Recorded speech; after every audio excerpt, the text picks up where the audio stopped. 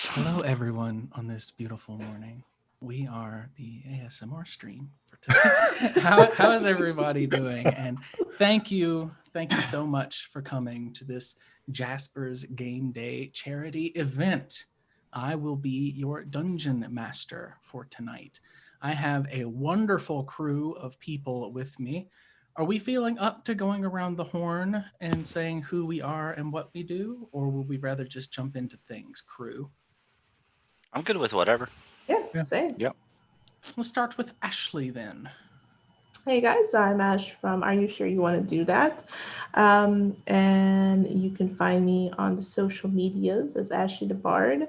Um, I won't take up too much time, but I will just say thank you guys all for being here and watching us nerds play some D&D. I will be playing Luna, a high elf blade singer wizard. This is a first. Um, and I'll pass it to let's go next. Ill. Hello, I'm Gillinor. Sometimes go by Slade, depending on the mood, if I feel like being evil or not. I'm going to be playing Cinder, the Echo Knight fighter, and I'm the DM for Are You Sure You Want to Do That? And we're on a little bit of a hiatus since I TPK'd the party, but we'll figure it out and get back to it. Probably not this Monday, but maybe next Monday, because I got some plans going, so we'll see. But yeah, that's it. Martin. Well, I'm Martin. My pronouns are he, him. On social media, I am Wayward Sage on Twitter, and that is about as social as I get on media. And I will be playing Vole, the Kobold Ranger Swarmkeeper today. Swarmkeeper just sounds so cool.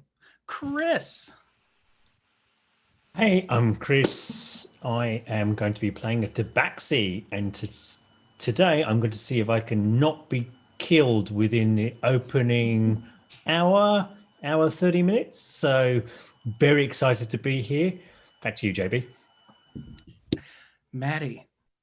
Hey folks, I'm Maddie, aka So Many Games, and yeah, I am playing Tremmy. He's a halfling celestial warlock. So, pseudo healer, Eldritch Blaster, random person, you know. Yes, the perfect tagline, random person. That's what would be displayed if you're ever on the news. I love it. Zeal. I'm Scott. You can actually call me Scott. My pronouns are he, him. I think I got that in too late. That's why it's not shown on the screen. I am playing Nick, or his AKA Flea. He is a gnome inquisitor that has kind of grown up in the wilderness on his own. I'm also a child with an emu. And that would be your little tagline, the little ticker across the bottom of the Yes. news when you're interviewed. Child I'm with a an child emu. with an emu. We That's start frightening. Yeah. this story in the new year. Winter is finally beginning to release its icy clutches from the world as you know it in whatever region it is you have found yourself for now. You find yourself at this exact moment at a table in an immaculate feast hall that seems to be preparing for a wedding ceremony. None of the guests are here, and the caterers give you all a wide berth. But you sit across the table from an immaculately well-dressed tiefling who crosses his fingers and smiles at you with perfectly square, brilliant white teeth. This tiefling, you all know by reputation, is called Mr. Holiday.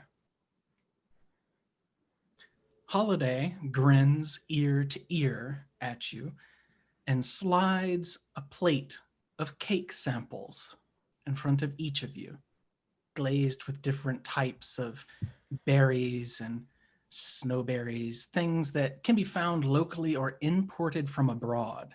These tiny little cake bites. And when you all kind of look perplexed, wondering why so many bristling adventurers have been brought here to this wedding ceremony, he speaks uninterruptedly and says, "Deep in the icy peaks of the Everfrost Mountains stands a compound of confectionery delights. Beyond the peppermint palisade walls, past the ginger and nutmeg cottages, the glacial elves that live there toil even now, making gifts for the next winter solstice. Now inside that compound," and he holds up a little piece of cake in his fingers and crumbles it as he speaks. "Inside that compound slumbers Saint Moradrant. His journey delivering goods to all of his worshippers around the world is complete for the year. And inside that chamber where he sleeps, the naughty list, with my and each of your names inscribed upon it. I figure we got one chance to get our names off that list before our whole year gets ruined before it starts. Now me, I don't care how your names got there. I know how mine did. And I'd rather not spend the next 12 months of my life looking over my shoulder, waiting for ill fate to befall me in my endeavors. So he leans back in his chair on two legs and puts his hands on his chest. I figure maybe we could help one another. You think you're up to maybe making a trek to the frozen north? Getting all of our names off of that list? And the one question I have for each of you, do you eat the cake? And we will take this opportunity to find out if you do eat the cake by describing your characters.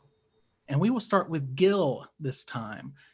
Gil, in front of you is some kind of snowberry white cake, a big square of it with this icy kind of powdery frosting on top.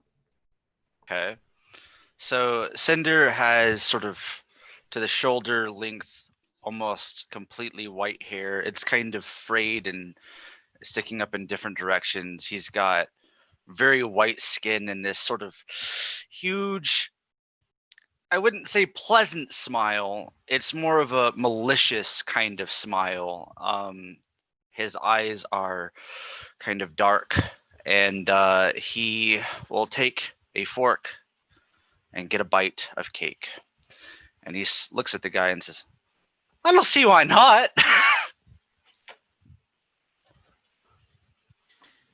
He nods. The cake is delightful. It's very delicate and bright, citrusy, fruity. It's got all those little qualities that you would look for. It's very, very good. And now that we're all futzed up, I'll go to Chris. In front of you is some kind of blackberry confection. Layers, thin little layers stacked up one after the other. So you see a very, very fat tabaxi. It's if you think of your favorite tabby cats, therefore this one is kind of black and gray. Whether the gray should be black or it's just a bit moldy, you're not quite sure. The armor that the cat is wearing, the clothing, seems to be very ostentatious, very colorful, as if he's bought it out of several magazines without actually looking at the magazines, but just basically randomly picked whatever had bells on it. Not the best choice, but never mind. He's currently currently slowly bringing towards the plate towards him. But with Mage Hand, he's basically taken off someone else's plate, and up to you, JB, who that is, and he's moving that one across. Because to remain a fat cat, you need to eat a lot. So he would like to try and eat both bits of cake using Mage Hand and trying to slowly just lie back, Jabba the Hutt style, and feed himself the cake while not taking his eyes off the rather interesting Mr. Holiday in his fascinating outfit. Wonderful. So, Martin, Mhm. seated before Vol, you see some kind of butter cake with a whipped chocolate, maybe, or some kind of cocoa frosting. And it begins to lift up as this spectral hand plucks it from your plate and shifts it over to your companion to your right. Mr. Holiday watches it intently and smiles. It doesn't get far. Vol, who is a very short, green-scaled kobold, wearing leather armor that looks pretty much cobbled together, and a thick woolen coat with a fur lining on top of that, and a pair of ridiculously looking slippers for whatever reason. When he sees the cake move, he immediately feeps, "Hey! Hey, that's mine!" And he tries to snatch it back out of the air and glare to his right. "Don't you go stealing from my plate." You can do so pretty effortlessly, Vol, and I believe that Bag would be happy to see that this tiefling swivels in his chair and picks up another little plate with several more samples on it and slides it in front of you. Oh, that's interesting. The moment that happens, one of these little samples is wandering towards Vol, with Mage Hand, actually. We have a Mage Hand duel where you both are trying to pluck the cake without destroying it. And when the camera resumes focus over top of the Mage Hands, you see the perplexed look of Trimmy, Maddie. In front of you is some flaky pastry that has a layer of almost crystal clear gelatin that looks like maybe a strawberry or raspberry. All right. Yeah. Trimmy, halfling. Except he's got a big bushy beard. Thanks to his belt of dwarven kind. So really he looks like just a very emaciated dwarf, essentially. Because he doesn't eat a lot. He's like looking at this whole exchange over here. It's just kind of like with Mage Hand as well. Basically picks up his cake and starts setting it towards the mouth of the tabaxi. Because one, I'm allergic to raspberries, and two, hey man, he's got to eat. He's got to eat. How do you stay that fat? You got to eat. And I'm just gonna do that, and I'm just gonna look at the tiefling with a very odd look, just like, really, us? What? I don't get it. Okay. Nodding at the exchange of magical hands in flight around all these confectionery delights, the tiefling turns his attention back towards Luna. Ashley, can you please describe your character? In front of you, you see some kind of thick meringue that's been darkened on the top with some kind of flame, and it smells of vanilla and honey. Well, it smells quite delicious, but I don't quite trust it. Luna is a very pale high elf with some light blue on her upper cheeks. Looks a little bit maybe like a frozen Disney princess. The first thing I'm going to do is I'm going to cast Identify on this piece of confectionery sugary treat. So for the next minute or so, you're focusing your weave manipulation, your magical eddies into this piece of cake. And after the minute has passed and you look up suspiciously at this tiefling, it does not seem to be magical in any way. I'm going to smell it once more, and then I'm going to take my little silver fork and I'm going to take a taste. And how does it taste? It's quite good, very fluffy and fragrant, but it doesn't have a very strong taste.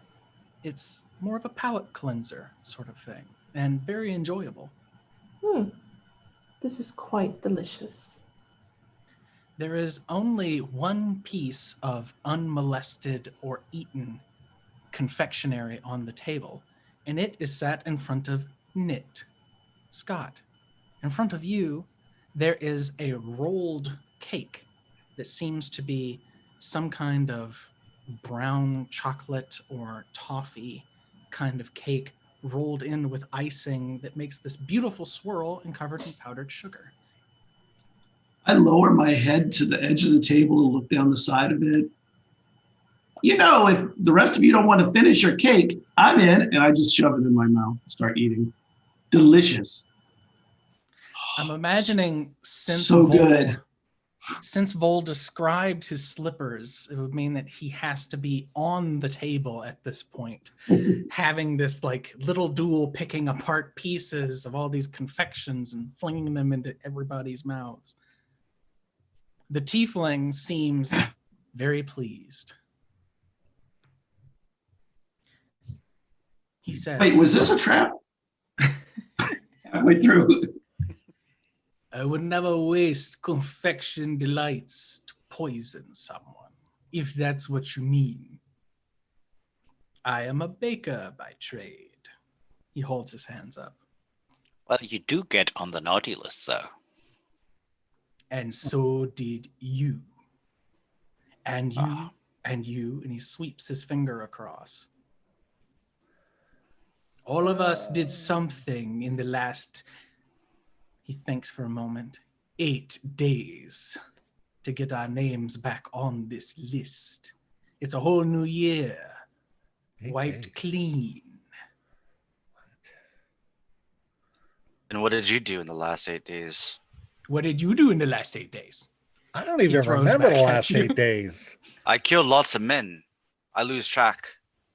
That'll do it. So I just stole a ring. Can I give it back to get back on? Wait, I don't know who I stole it from. I'm not sure it works that way. I'm not sure how you get off the list at all without being in front of it. I sent a friend of mine.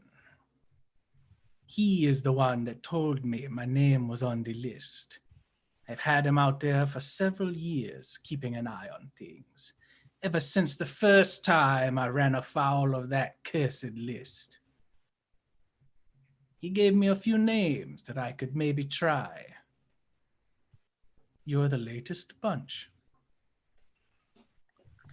So you sent others before us then? No, they don't believe me. Many of them are merchants, sailors, but adventuring sorts like all of you, maybe you will have the heart to actually brave the cold country. How could they not believe they wouldn't get any presents? I know, it's so sad. What? If you had a man on the inside, why didn't you just have him do it? Because he's a bear. Fair Like enough. literally a bear? Yeah, Literally a bear. Oh. The claws. I don't know. So Good enough to read it, but not good enough to mess with the list itself. Well, let's just say if we find the list that our tampering with it isn't going to just like put us back on the list. He has a point. That is what we So call what? paradox. We're already on it. So what? We're already on the list. Oh, Exactly. He points a finger over at Knit. You can be on the list twice. Ain't no harm in trying. Oh, okay. I see your point there. Okay. Well, whatever. I'll have to talk to Dave about this, but yeah, it should be fine, I guess. Won't we just get put back on the list if we do something bad again? I don't want to be on the list. Only if you get caught. I don't remember Oh. getting caught anytime recently. Neither do I. Maybe now you'll be more careful. I don't Maybe. even know what I did. Be more careful. Yeah, oh, sure. I guess I could stop leaving little smiley faces and blood when I stop killing people. You're so barbaric. No, it's delightful. Really. Oh, you've seen my work? I mean, we've known each other for like what, a month now, something like that. We've all seen it. You see the doors open and servants begin to siphon into this room and begin to pick up plates and trays as if they're getting ready to serve oncoming guests. Mr. Holliday rubs his thumbs together in front of his chin and says, I'm gonna need an answer pretty quick. Sure. Yeah, I'm down to Yeah, plan. yeah. Yeah, let's go. Hank doesn't seem to be paying attention to any of this conversation. He's currently looking at the food coming in and smelling the air and kind of absently waves mage hand in a kind of glory thumb type thing and is currently looking at the people entering the room with much more interest. Seeing your disinterest of sorts, Bag, and knowing that you were so hungry for confectionery delights, he leans across the table and puts his palms flat on it to get close to you and just whispers, there's a gingerbread town, and leans back. For probably the first time in what seems like an age, there seems to be movement. And there's that cat-like flick where there's suddenly is almost a small mouse has appeared somewhere. Your eyes go And his huge. eyes are just widened into that one. And it's like and he starts rubbing his tummy in a PG-13 appropriate way, obviously, but that kind of like, yeah, food. And with that, you get all right then. Let's go. Yeah, let's go. Are the men gingerbread there too? I don't know. Hmm. It's hard to really get that sort of nuance from a bear. A lot of things look like food. Fair. Oh. And if you're wondering what my end of the bargain might be, I'm going to help you get there. The scene changes from sitting in this warm hearth aglow room where people are gathering for this wedding as you all filter out. The camera pans around and follows you out of the door, and it's as if you stepped into a complete blizzard. 1 month of traveling has passed. All of you together have taken a ship to the long road. You have taken an airship as far as it could go. And now you find yourself on the very edge of the world, the far frozen north. Atop this ridge, for the first time in maybe 5 days, you look out through your winter gear layered on to protect you from the cold, through the small slits in the furs that cover your eyes to keep the snow from your face, you see a glow, a blue light shining on the horizon like some kind of beacon. An entire glacier, 3, maybe 500 feet high, so high it disappears into the gray smoky clouds overhead. And beneath it, a tiny little ring that looks to be some kind of village. Through your journey here, through all this time, you've grown to know each other. I will not say if you like one another or get along, but you know one another's specialties. You know how one another thinks a little bit better. But one thing has been true of each and every one of you. You have been plagued with horrific luck. It seems that everything that could go wrong has gone wrong. Vol was attacked while climbing the rigging on the ship by some kind of bird. It looked like a sparrow or maybe a lark, and nearly fell to his death if it weren't for the intervention of some of you and a mercurial sail that was out of place. Trimmy has found almost every time they've gotten sleep to be interrupted by some loud noise, cold wind, or some prickling sensation that feels as though someone has pinched them back awake. Bag, everything seems a little stale. You have to make it fresh and eat it so hot it burns your mouth. Otherwise, it just tastes a little stale. Things of this nature have plagued you for the past several weeks of your journey. And to think that it could be this naughty list doing it, it drives you still further. What do you all do? You're maybe 2 miles away if you go straight down this hill and straight forward, 2 miles from the edge of the town and maybe another mile from the glacier itself.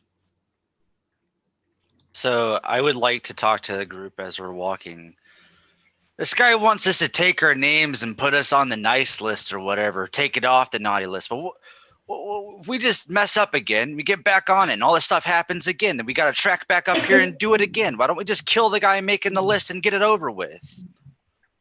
Or we don't do such things and we don't get back on the naughty list. What if we end up on the naughty list forever then? I don't even remember how I got on that list. So how do I stay off it? Right. All the murder. Okay. Well, I mean, that's not too terrible, I guess. But wouldn't there just be something to replace him or something? And if there's not, then we'll be stuck forever on it. Then we just take the list. Then he can't change it. You're so crass. This is easy. Get me there. I'll wave a paw. He'll forget all about us. We'll take our names off the silly list, and then I'll steal a star. Stars in this place fix everything. Stop killing people. Red, white, very Christmassy, but doesn't last. Stop killing stuff. Zzz. And I'll make Good idea, man. Good instead. idea. Can each of you please make me a charisma saving throw? Okay, cool. Ready? Yay. Oh. You sure don't mean intelligence? So the first roll of the day for me, and it's a crit. For me, actually, too. First roll of the day for me, and it's a 2. I got a 4. Oh my There God, must be I rolled a 4. balance. I rolled a 4 and it's not the worst roll. I got a 19. Hey. 21. Yeah, so that's 21 for me also total. What was Nit's save A 4. and Luna's? 2. 2 total? Okay. 2 total. I have a +0. Oh boy. So this sharp gale breezes by you. And all of you have grown accustomed to it. Cover your face with your mitted hand, protect yourself from the biting wind. But when the gale subsides, you see that a clump of snow has stuck to Luna. Oh, Upper wipe There's it a off. clump on your arm and a clump stuck to your hair and your hand, what's peeking out from the hood you're wearing. And no matter what you do, you can't seem to get it off. The rest of you see the snow begin to creep up Luna's arm, down Luna's neck and shoulders. I'll What's try going to on? help. How would you like yeah. to try to help? Well, run over there and help dusting it off as good as I can. Okay. I'm going to light a torch. You flake some of it Yeah. away, and you see a nice clump on your claw. As I'm it gonna starts light a to torch, creep too. down your wrist all the way to your elbow very quickly. Produce flame in my hand. So Knit lights a torch, and Trimmy produces flame and holds it. And I'm gonna light a torch too and try to. We'll use heat. I'm becoming a popsicle. You Bag hold is the going heat. to minor illusion, a large finger pointing at the clump in a really helpful way, and that's it. Don't miss Great this. job, Bag. Yeah. So the three of you start waving these torches near these clumps of ever-growing snow, and they rapidly melt, soak into the clothes underneath, and freeze. So Oh. Luna, you cannot use your right arm or turn your head, and Vol, you cannot use your left arm, as they are frozen stiff as a board. I'm so cold. I'm sure you'll be fine. It is shockingly cold. This Well, is ridiculous. okay. Thank you for the Something Weird Happens donation. How Another one, about too. prestidigitation on the jacket part where it's frozen and warm it? Okay. You cast magic on it, and it begins to slurry a bit and drip. And when it does, and it hits the snow drip, drip, from this magical warmth, you see it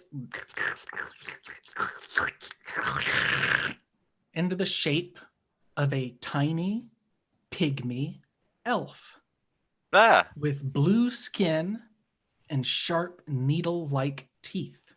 Oh, I shoved the Huge. torch in its face. Its huge eyes are big like saucers, completely black. And then your What up, dude? friend shoves Cinder shoves this torch in its face, and it goes and turns and tries to run away. Kill it. It's gonna tell him. oh, well, Can I firebolt it by chance? but we Go ahead and haven't roll. tried talking to him yet. Oh, Too I mean, late. I already I've already already said it. spoken it. it's true. Well, Yeah, you have. I know. I'm just saying that's not a happenstance. It's like, yeah. I mean, maybe, in the heat of the moment, I don't know. He's scary looking. As he jumps, I'm like, firebolt. Well, that's probably not going to hit anyway. Let's see, 3. So that's a 10. 10 hits. Oh, Go ahead Oh, and roll no. damage and double it. Poor elf. no. oh, Oh no. Well, that's 2-1. So 2. So yeah, 2. murder hobos already. It screams as its back lights on fire, and it starts running down this hill. It dives into the snow, and when it does, I'm so sorry. the snow begins hurtling down this hillside where all of you are standing with torches and flames. In this avalanche, down the side of the hill, straight toward the Who gingerbread. would have ever guessed that was going to happen? What did you do that for? You see Well- the elf caught in the snow, kind of rolling end over end, being buried. Can I track? Is it coming towards us? Is that what's happening? No, it's going away from you. Oh, it's going away from you towards the village. Yes. Right. Oh, that's not good for the village. No. Thank you for your Something Strange Happens donation number 2. Oh boy. Well, I yell out, sorry! You scared me! Well, that didn't get us on the naughty list. That sure as heck didn't help. Luckily, when Luna screams out, sorry, most of you realize that it'll probably be devoured by the blizzard that's swirling all around you. Otherwise, it might have echoed out in this blasted, flat wasteland for miles and miles. We're supposed to be on a stealth mission, Luna. Can you not scream that we're here? Cinder All says, holding a torch. Can I we, put the torch out now. I think we should go find that elf and see if we Right. can help him now. how far is that elf from us? I'm curious. In one round, I will say it's been 2 with the amount you've talked. Sure. It goes 180 feet every Oh, round. Holy Fudgenstein. So it would Okay. be 360 feet. He's The- long gone. The avalanche itself goes 1/2 mile, and then it stops when it hits a snowbank before it slams into this gingerbread village. But it does make this gargantuan plume of powdery snow that just obscures absolutely everything in sight. You can't even see the glacier with the burning blue lights anymore. Oh, that was a great diversion. Let's go. JB, is there any particular way where the avalanche hasn't struck, which we could potentially sneak towards? Is there a tree line, or is there anything that we could use? This far north, there are no trees. There's not even Okay. any shrubs, no little nettles poking out of the snow. It has been a barren landscape. Okay. Most of what's kept you all alive this far has been your magic and your magical specialties. But you do notice it's a good thing that you weren't running down this mountainside. Otherwise, maybe it would have swept you up in this avalanche instead of this tiny little elf person. However, now that the snow has fallen and settled, more than likely it's safe to just travel straight over top of it. If you want to go around, it would add about 3 or 4 hours to your journey, but you can absolutely do that. Given the athleticism and the fact that most of us are under 3 foot, let's not get them stuck in a snowdrift. So fortunately, there's a nice avalanche. We'll follow down that way as stealthily as possible, given people setting fires to things and each other. You all have snow gear, including snowshoes, so you can walk atop even powdery snow. So it should not be very difficult to go over this avalanched ruin. We may want to check on the elf. So that Well, may it's- be how I got on the naughty list. I get scared and I randomly throw firebolts at people. That's happened a few times. Well, That could do it. it's fine. I could have healed him if he didn't get away so fast. I barely even touched him. It was just like a little Yeah, spurt. but he's like all like frozen, and that's fire. It'd probably hurt more. That's true. Yeah. Yeah, I imagine. Oh, I Well- feel terrible now. Oh, Why? don't. It happens. It happens. It's all good. You know, It's not all good. We're on the naughty list. I mean, know can't that on it it's twice, an right? expression. I'm trying to make her feel better. She did a horrible thing, but he's trying to make her feel like she didn't do a horrible thing. Like If we help the elf, maybe that cancels out. He might be dead. I I feel like he might be dead. oh Well, what did he come and freeze us for anyway? I think he was on the naughty list too, and he got what is coming to him. I But- agree. And then he turns to Luna. How did you not know how you get on the naughty list if you do stuff like that? See, it does. I don't do it on purpose. Sometimes I get frightened easily and I throw a firebolt. It doesn't happen because it's like spontaneous, like firebolting. See, at least I know how I got on the naughty list. That And just I've- seems like an excuse. I don't intentionally try to kill people. Well, there was the one time that I fireballed quite a few people, but there's a whole story to that we don't have enough time for. Angus listened to this conversation, is very clear why we're on the naughty list, and has made his way towards the village as the murderous hobos behind me continue to defend themselves. Hey, I'm not defending myself. I'm coming with you, Bag. No, I'm with you, Cinder. Bag, what is your passive Solidarity. perception? Roll perception. No, Bag, what is Oh. your passive 12. perception? 12. 12. Make me a perception check, please. Perhaps you want to ask someone else to do that for me. Nope. Oh, okay. You. I thought I'd ask just to be generous. That would be a total of 7. I'm very enamored in my cat outfit I'm wearing with the snow ears. It's So fantastic. giving. So Bag leads the way down this mountainside across the avalanched flat ground now. Luna, you have the use of your arm, but your neck is still frozen and difficult to turn. It's not actually frozen the skin underneath. It's just all of this protective clothing you have is frozen solid. The same thing is true with Vol. Vol, it's not actually your scales and the meat of your arm. It's just the stuff you're wearing. And you can kind of beat at it and crack it apart or burn it away with magic. But it doesn't seem to happen again. Another elf is not formed. And I'm imagining you can do that while you walk. Would you let me summon summon my find familiar? Sure.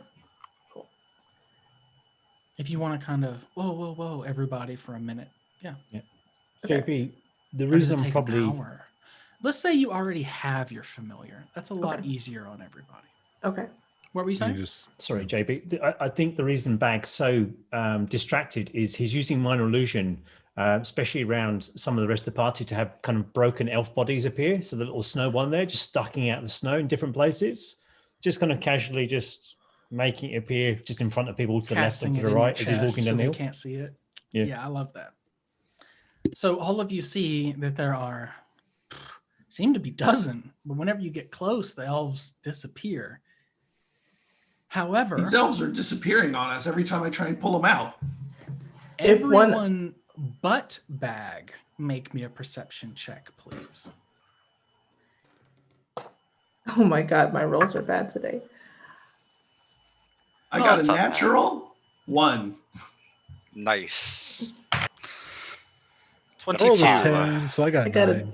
I got a 10. I'm up to a 10, 5. 9, 2, 5. Cinder, what did you roll? 22. 22. Cinder, mercifully, you are paying attention and can peer through this huge cloud of snow that is not even beginning to settle yet. It is through a miracle of a DC 20 perception check. You see off into the distance, as this gingerbread town gets closer and closer, a shape descend like a hawk, but it is gargantuan. It's very, very big. You can't really gauge how big at this distance, but it swoops down into the town and lets out these bat-like wings, glides down, and plucks a shape from a rooftop and disappears back into the clouds above. You guys just see that? See what? What? The Talking elf about the is elves? sticking out of the snow. There was like a massive, huge bat thing, and it just grabbed a guy or something. I It don't looked believe like you. your thumbnail from this distance. It was like far. like this, but like way in the distance. Okay. Did anyone else see that? All of you just see No. white. As Because far Cinder's as been you playing can No. games. There's You nothing. can't I'm even serious. around. It grabbed something off of a roof. Okay. Sure. Cinder's, I don't know if I believe you. You've been playing games on me this whole time. It had bat wings. Minor Really? illusion around Cinder's head with bat wings, just flapping around his head. Okay. Now, We may want to sneak. did it have a friend? A little bird? I Little didn't robin see any bird? bird. No? I didn't. I Oh. didn't see a bird. I just saw like a bat, and it grabbed something off of a roof and then flew off into the distance. So you're not talking about my familiar? My familiar is a bat. No, it's not a bat. Familiar. I don't know what it was. It had bat wings. So it was kind of like some sort of bat Like- creature. Like a It was like a- dragon? Like a giant. Yeah, like maybe a dragon. Kind of. I don't know. Maybe.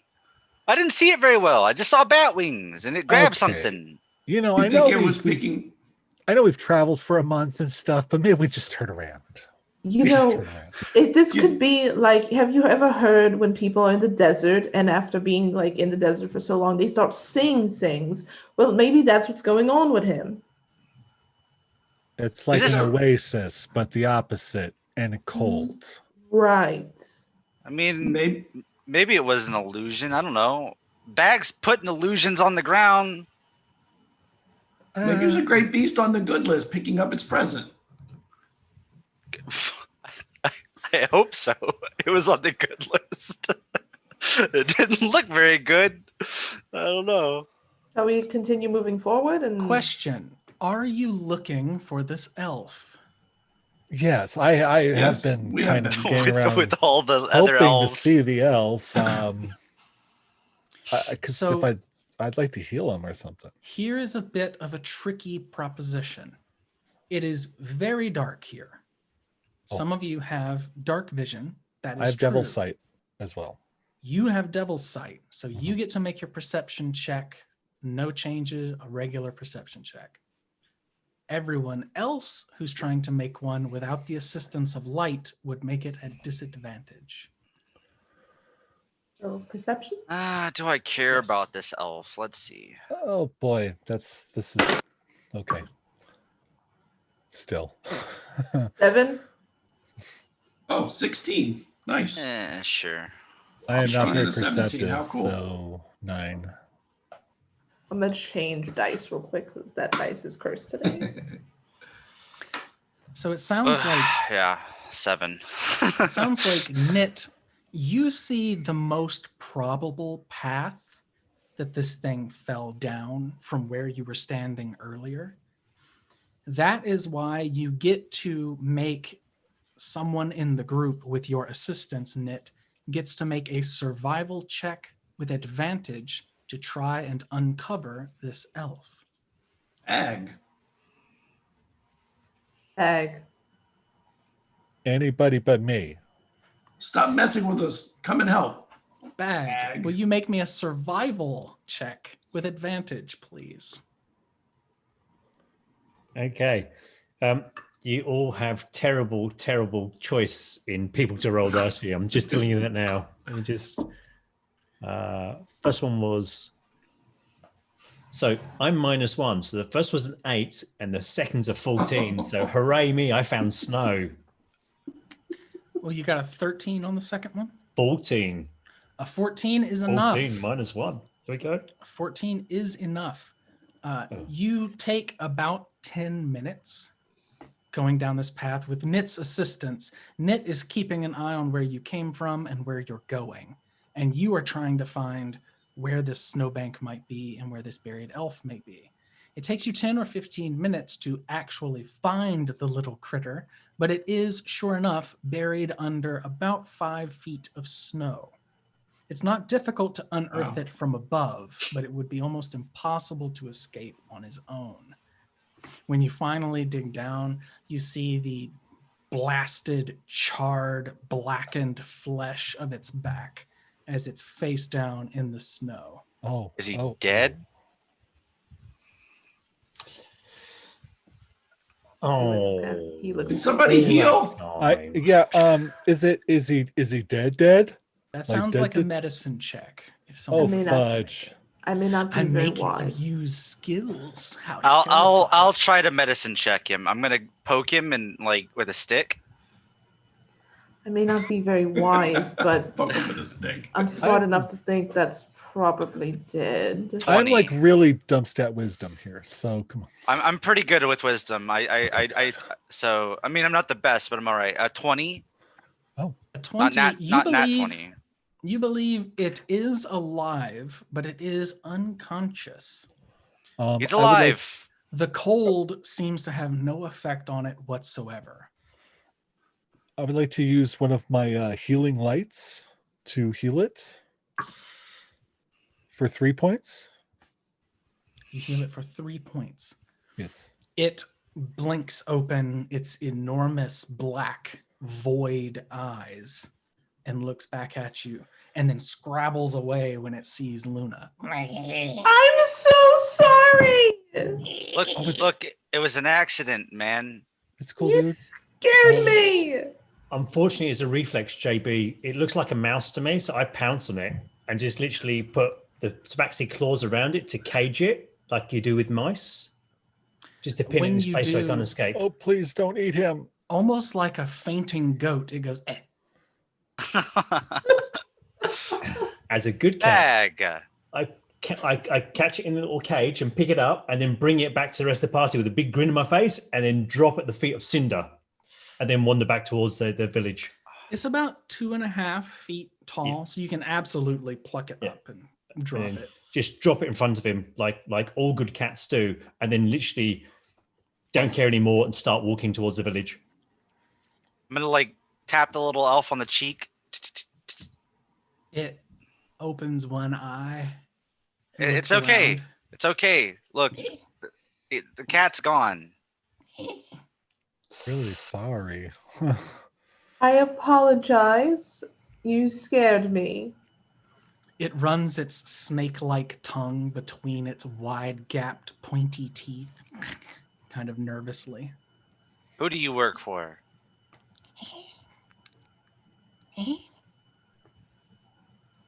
Oh, fart. I forgot to take a language spell thing. Oh. It kind of touches your clothes like it's never seen such things before. Does Dobie want a sock? Tilts its head dumbly. Oh, it's so cute. Cinder kind of reminds me of you. Yeah, I want to kill it. It doesn't seem very useful. Oh, does anyone have the nature skill? I do. Yeah. Roll that for me, please, as you investigate this thing about as tall as you are. Well, that's rolled 1, adding up to 4. A 4. Great. You know that this is not some normal kind of elf. It has this ice-like quality to its skin, like almost translucent in a way. And it doesn't seem affected by the cold at all, so you know it's probably native to here. But past that, it's just this alien little short thing. It's hard for you to really figure out what's going on with it. I But when stretch out my left arm, point to the frozen patches, and say, "Undo that." It kind of comes forward with its long, knobbly, talon-tipped fingers and starts peeling away that little bit of ice and lovingly kind of caresses it and holds it. And you see the ice smoosh into its face. And Yeah. it grows ever so slightly taller. He's trying to get bigger. Kill him. It says, Stop trying to kill everything, man. Come on. It's cute. I like it. I kind of like him. He's cute. its He's kinda big, cute. bald head. All right, You put a see leash that- on it. Let's go. Right at the Oh. top of its head, almost like some kind of weird unicorn, is a lump. This little dome at the very top of its head that has formed since it smushed the ice into its body and grew ever so slightly. He's so weird, but he's so cute. He's lumpy. Oh, we could name him Lumpy.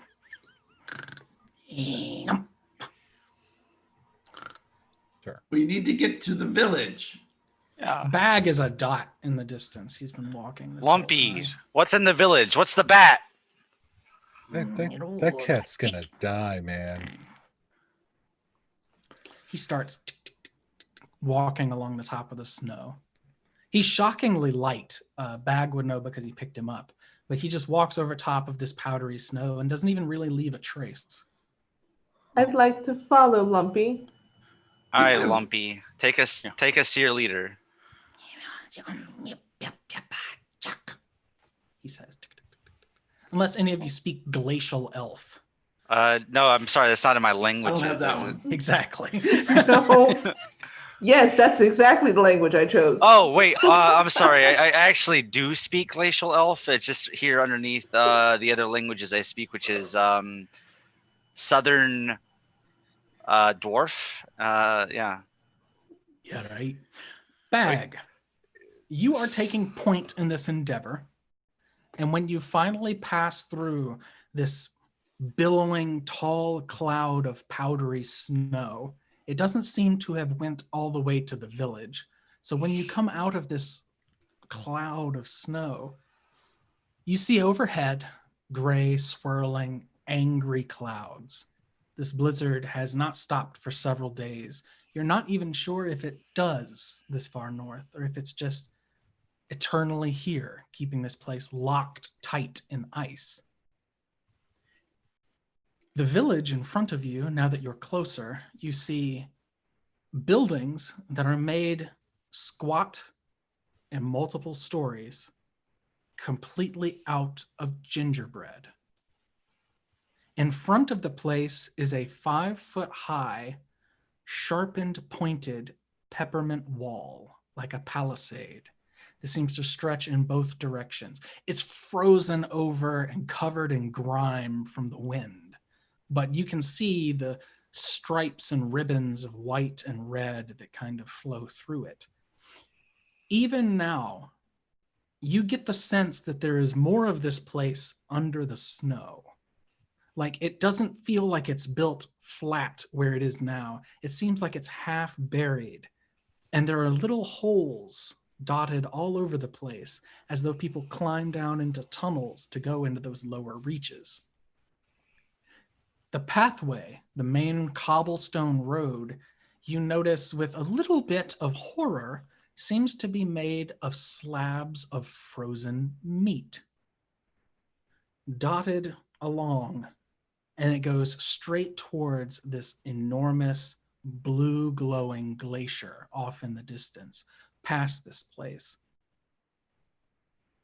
From here, you would probably see moving shapes with your 12 passive perception.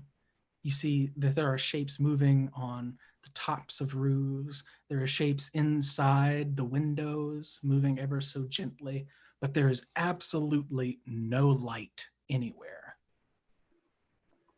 Okay, so we've actually engaged to do a stealth mission. So does there appear to be any guards? So we've got the kind of palisade around it, which is 5 foot high, which is fine for all of us that are of a decent height rather than the shorties in the group. So looking around, do we have gates? Do we have any guards? And you said there's no light sources in this weird meat slab. Is there any smells that are discernible as well? There is a gate in front of you, probably 30 feet, but there's a hole that has been licked clean through in the front, right about waist height, partially buried by snow at this point. Like something licked its way through the peppermint gate and went into this place. You can get in that way. As for guards and stuff, I would need a perception check, please. Sure. Happy to do that. While I'm waiting for the group, while I'm waiting for the rest of the group to come up, I'm just checking out JB. So I'm trying to get a sense of if there's sentries or whatever. So I'll do that while I'm waiting for the rest of the group to turn up. What was that perception check?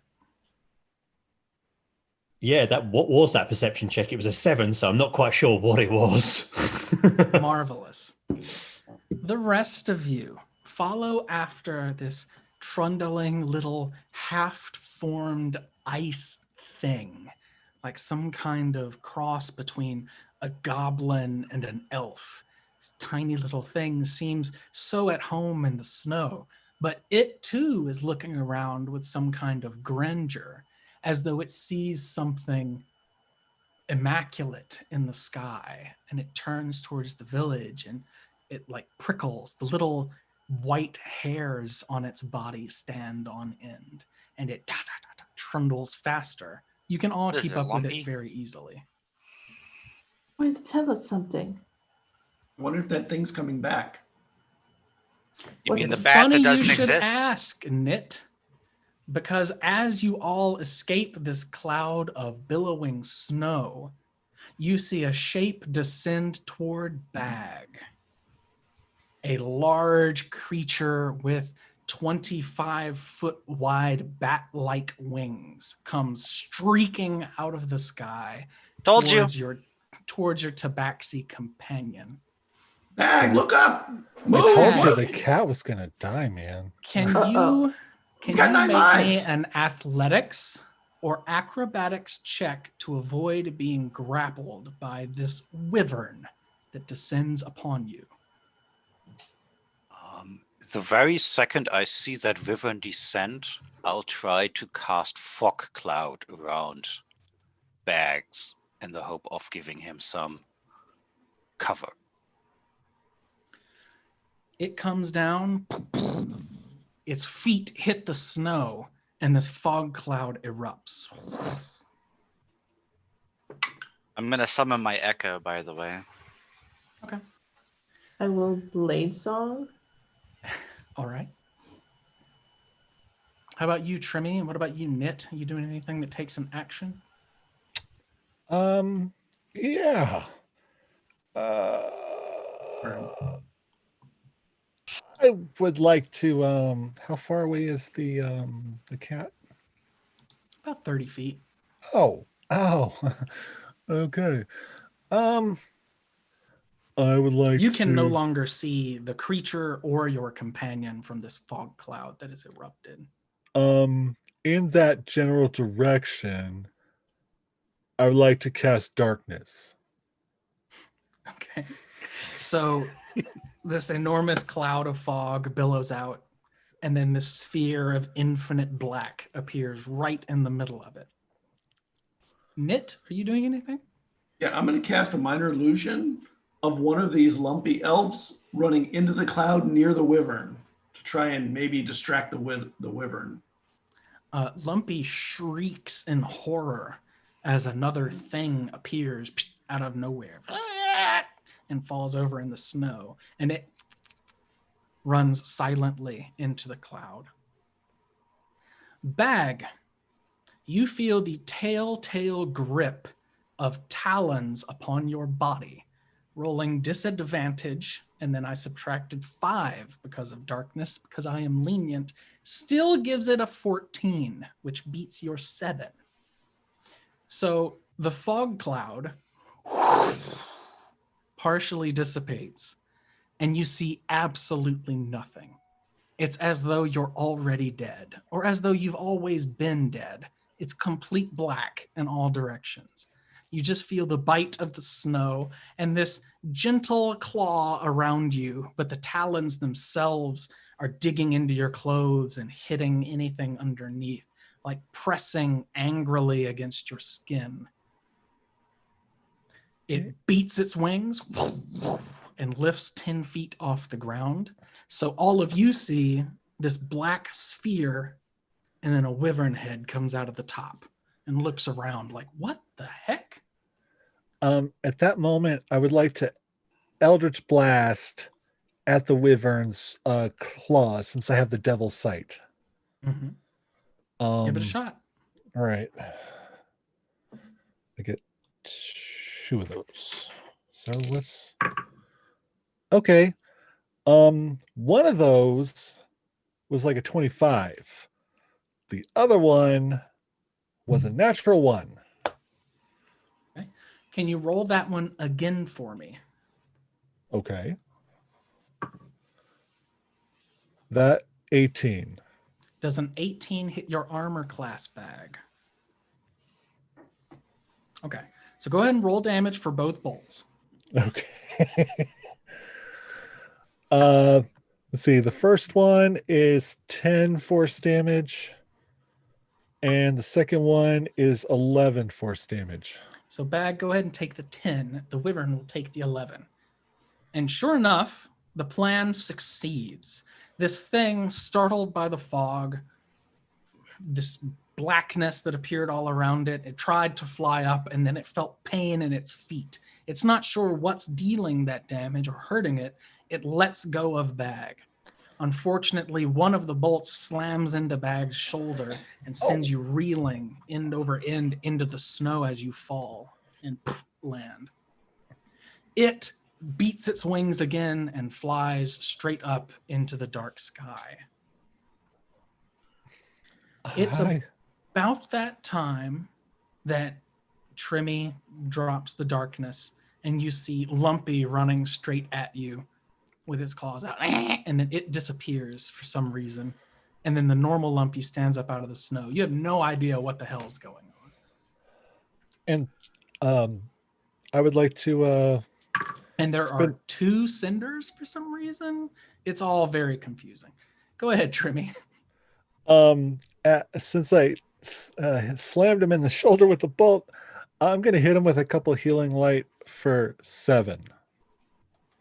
I'm sorry. Magnanimous. I told you. I'll never. You didn't believe me, but I told you. I'll never disagree with you again. Bag, in a vaguely friendly attempt, pats Tremmy, and with minor illusion, the word stealth appears in large letters in front of Cinder. Stealth, and it pulsates a few times. Stealth, and a little line underlines it. Shh.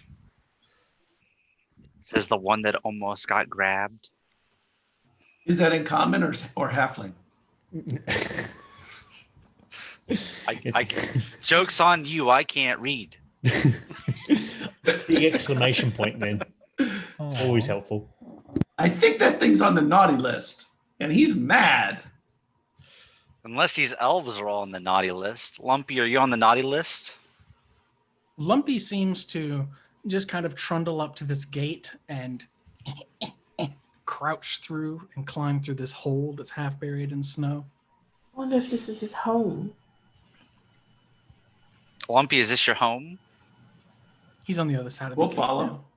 Yeah, I'm going after Lumpy. Let's Yeah, follow you can through. That scoop looks out- like a stealthy way in. That's Yeah, you stealthy. can scoop out some of the snow. And if we're being stealthy, please roll me stealth checks. And who here has the highest passive perception? I have a 15. It's definitely him. 18. Oh. I have a 18. -1 to my wisdom. An 18. So Knit has an 18. I don't know. Good to know. Yeah. Knit, as you approach this hole and kind of peer through, moving the snow to watch Lumpy. Lumpy only goes maybe 10 feet inside and stops and looks around confusedly. But you notice about 60 shapes through the windows, across the rooftops, behind the edges of buildings. You hear the tick, tick, tick of hammers and click, click, click of wrenches. All around you, this little cacophony, this drowned out by the winter gale that's been following you this whole time. I put my hands out to keep everybody back. Listen, I think they're building something. Maybe gifts or more buildings. Or robots? What? Or robot gifts. What's a robot? I don't know. I heard about it somewhere. Are those things from what is that land? Eberron. Warforged? Mhm. I don't know. I just made it up. It was just one of those random words you think of. Yeah. I And- like that word. And It's Lumpy positive. seemed confused when he went into the hole. Lumpy I don't is think it's his standing- home. He is standing at an awning overlooking one of these buildings that's a little too close to the ground to be of comfort, probably half buried by snow, and is clawing at a post that seems to be made of pretzel. And the little Lumpy, stop flakes it. that come off, he catches in his little hand. And you say, stop it. And then he slowly lifts No. his hands. Lumpy, no. And he slowly drops his hands and stands there staring at you. You shouldn't eat other people's property, Lumpy. I mean, What? but it's pretzel. Pretzels are delicious. Exactly. Yeah, but it doesn't belong to him.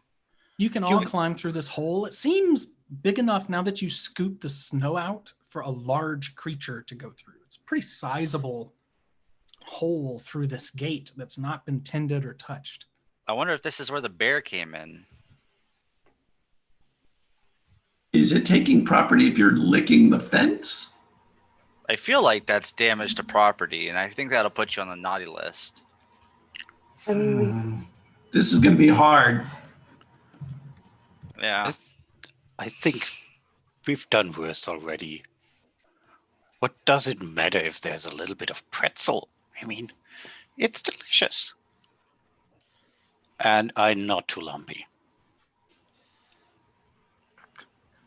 And as he eats this pretzel powder that he's flaked off from the building, you see Lumpy grows ever so slightly in all directions. And that lump on his head grows as well into this point like a unicorn horn. so That's so strange. cute. A moment or two later, it turns red with a green spiral on it. It goes all the way to the tip where a little fuzzball pops up. Do elves just sort of materialize out of nothingness and then become elves only when they do things?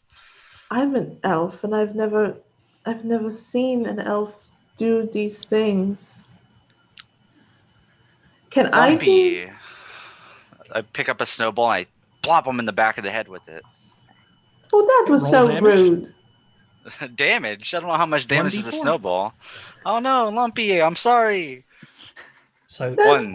while Cinder's trying to kill the snow elf, It hits him and he Bag drops. is Just- scratching more bits of the pretzel off, like in decent sized chunks. Eat some and then mage hand some to Lumpy. When you Thank eat you. it, it tastes very old and stale. It does not have a great taste to it, but the salt is fantastic. Oh, That seems, yeah, it seems fine. So like you'd probably bite a little bit and then just lick the salt off Yeah, that's and it, throw the yeah. rest away. It's almost like tree bark. It's really, really old and really stale. Will I could you have told just- you that, Bag. Wait. It's been here for who knows how long. Agreed. Will you just eat anything? I You mean, don't know where this place has been. you don't see his size? You Oh. flip Lumpy over and you feed him some with Mage Hand, and his eyes open slowly, like a wounded puppy almost. And he looks up at you Oh, and says, "Yeah." The rest of you hear, Bag, you actually hear, "Thanks, Father."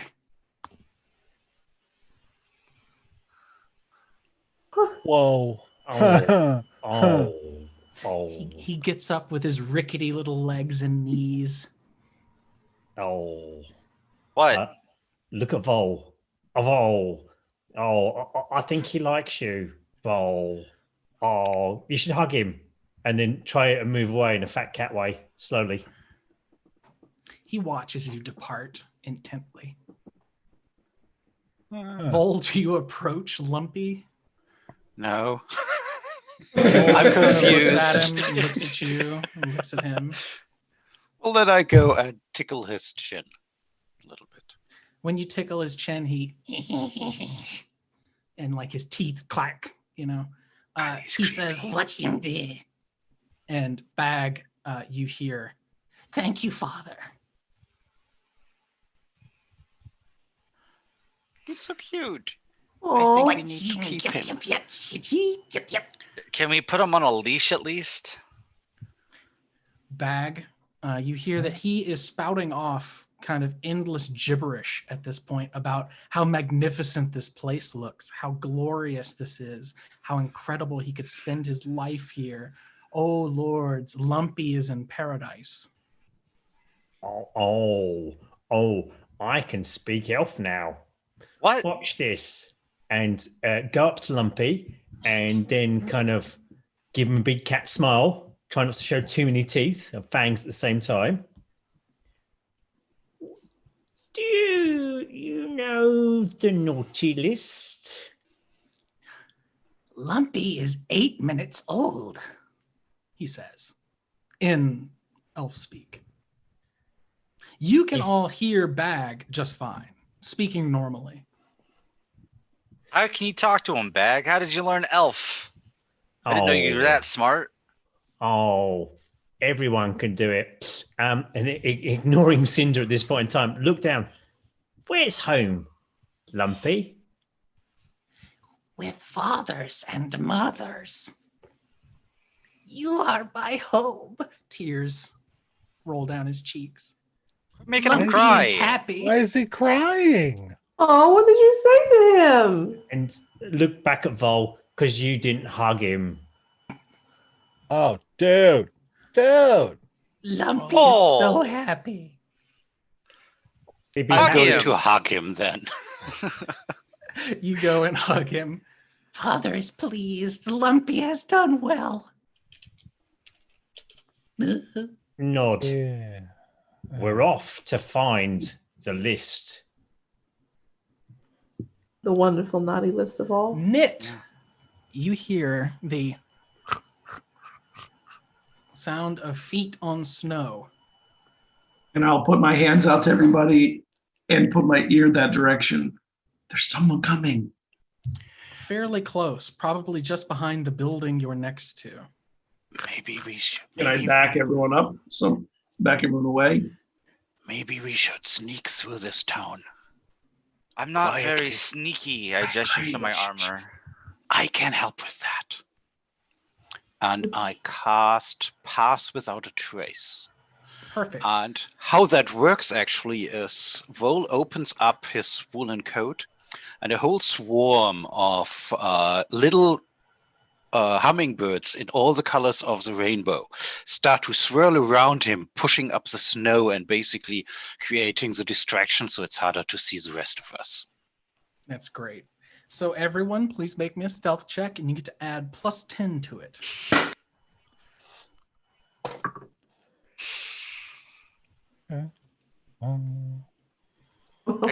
Technically 0. So you get a 10 total, Mhm. Cinder? Yeah, because I got a -1. Then my 5. I rolled a 1. I got a 15. 31. I got a 35. Dang. 31 as well. All right. And Yeah, my that's going usually, clank, you know. clank, clank. So you all see coming around the side of the building and walking toward Lumpy, who is standing there stark still, like a cat that's trying not to be noticed. Another one of these elves, the exact same size, shape, and consistency as Lumpy. And when it comes forward, it stops, tilts its head, and you see this kind of like black fluid leaking from between its teeth, and it covers its whole blue jaw in this black, almost ink that goes down to the middle of its chest. It stops and listens. But as the wind howls, it just kind of loses interest.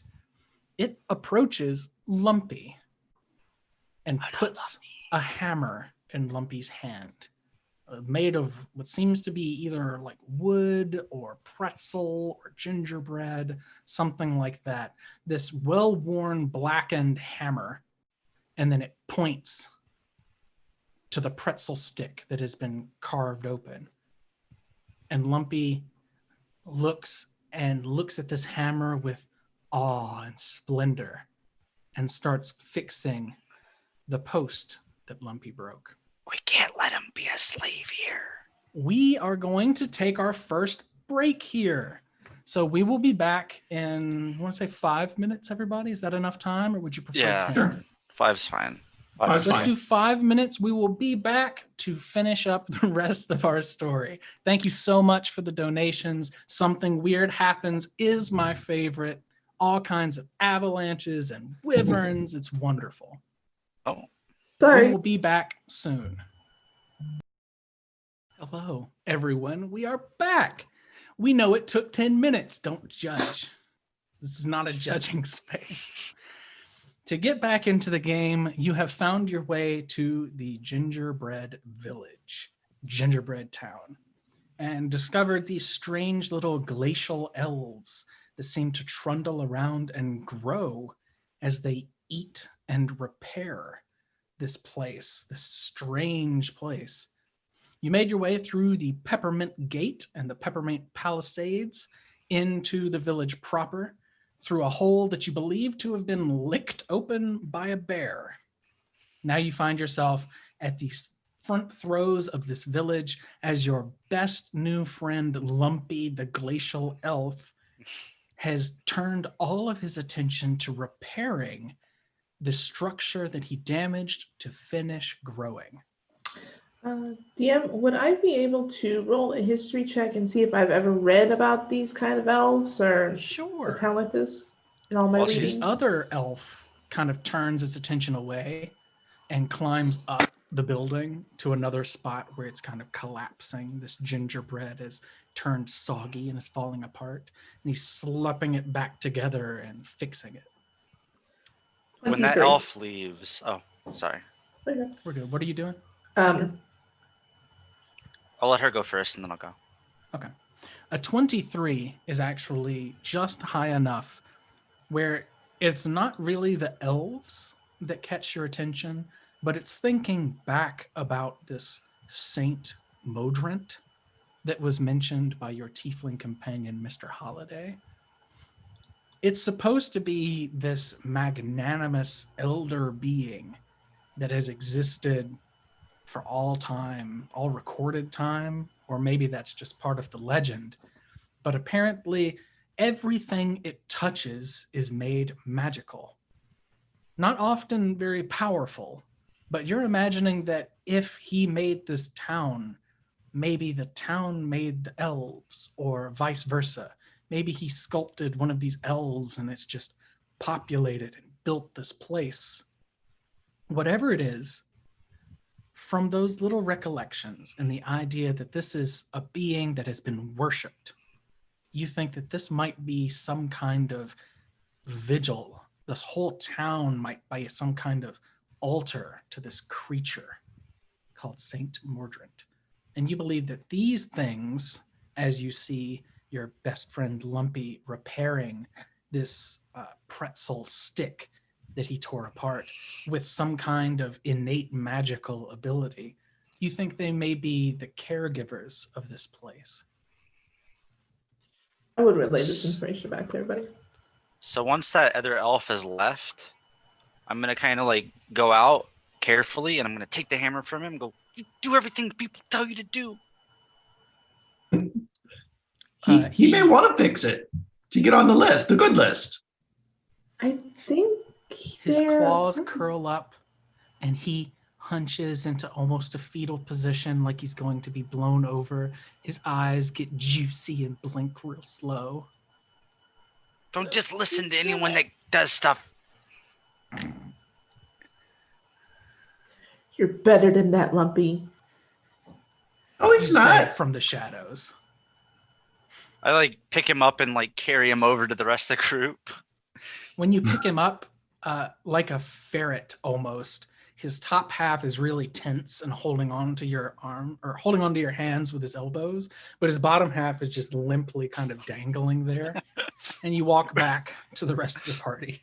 I set him down and I take the hammer and chunk it off into the distance. You can tell that it is some kind of gingerbread, but it feels hard as iron when you're holding it. Like when you chuck it, it's just as light as gingerbread. You can throw it a long way and it into the snow. They got some weird gingerbread magic going on here. And I'm hungry. I'm kind of hungry too. Well, there's food everywhere, so you know. A Can't eat ball everyone rolls down the down. street. Ball? A That's not, leather ball. that's a little creepy. That ball just roll over this way. I don't know what you're talking about. like I this. don't have high perception. Oh, you remember that stealth mission we were supposed to sneak in and not, engage the native Cinder and try a revolution? Can we just get on with it for a Yeah, just while? Yeah. bring Lumpy along. It's fine. I'll Yeah. Yeah.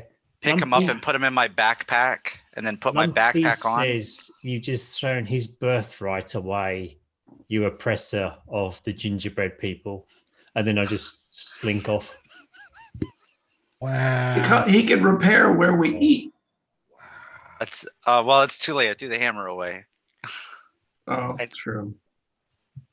So Lumpy is half in this backpack, kind of just hanging out, staring around, like in awe still.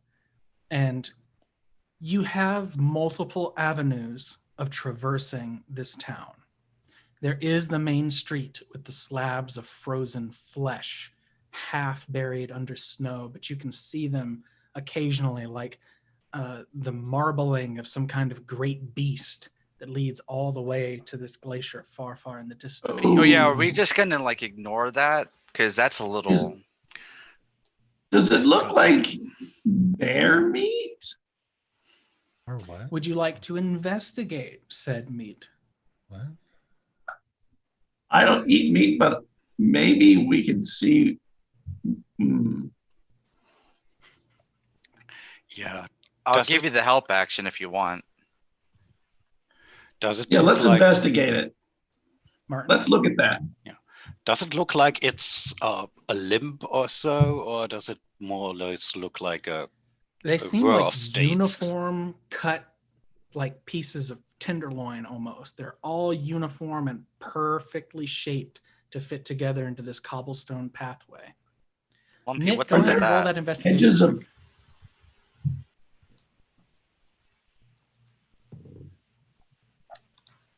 15.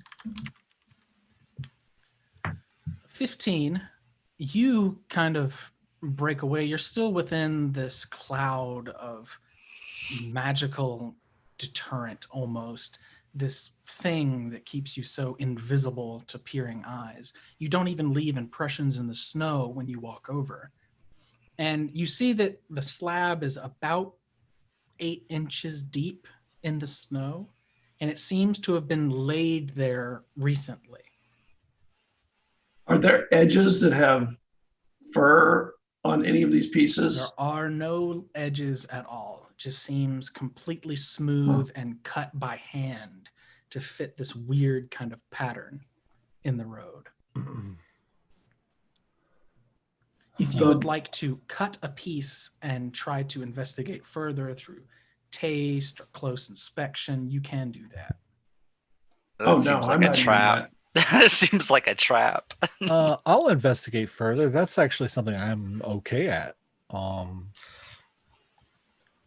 Yeah. Ew, you're going to eat that? It It's is some flesh. kind of deeply red meat, almost maroon in color and frozen rock solid. But if you want to kind of cut a corner off of a piece, you can investigate the fibrous tissue. Sure. Why not? How are you investigating? So this is some kind of meat. Well, hold on. I've got, what do I have on me? I've got yeah, I've got a knife, I've got a dagger. Oh, I've got a hand axe. There we go. Seems a bit extreme for. I'm gonna actually produce some flame and try to speed thaw some of this a little bit. That is Um, actually perfect. You do not even need to roll a check since you are using flame. Okay. What you notice is that the ice melts almost immediately because it is just regular ice, Okay. but the flesh does not seem to cook. It seems impervious to fire. If you would like, you can make a nature or a medicine check with advantage because of your investigation. Okay. I'll go with nature because I get a +1 to that. 15. You believe this to be the meat of a red dragon. Oh. I knew it. I knew it. Ah. It would have to be enormous to make this road, or there must be multiples of them, but there is a lot of meat here. Oh, Uh-oh. this is the creepiest thing I've ever seen. Oh my god. What? Okay. You They just see made the ice kind of blister and pop away, but the meat underneath stays completely fresh. they the made the wyvern did it? road out of red dragon meat.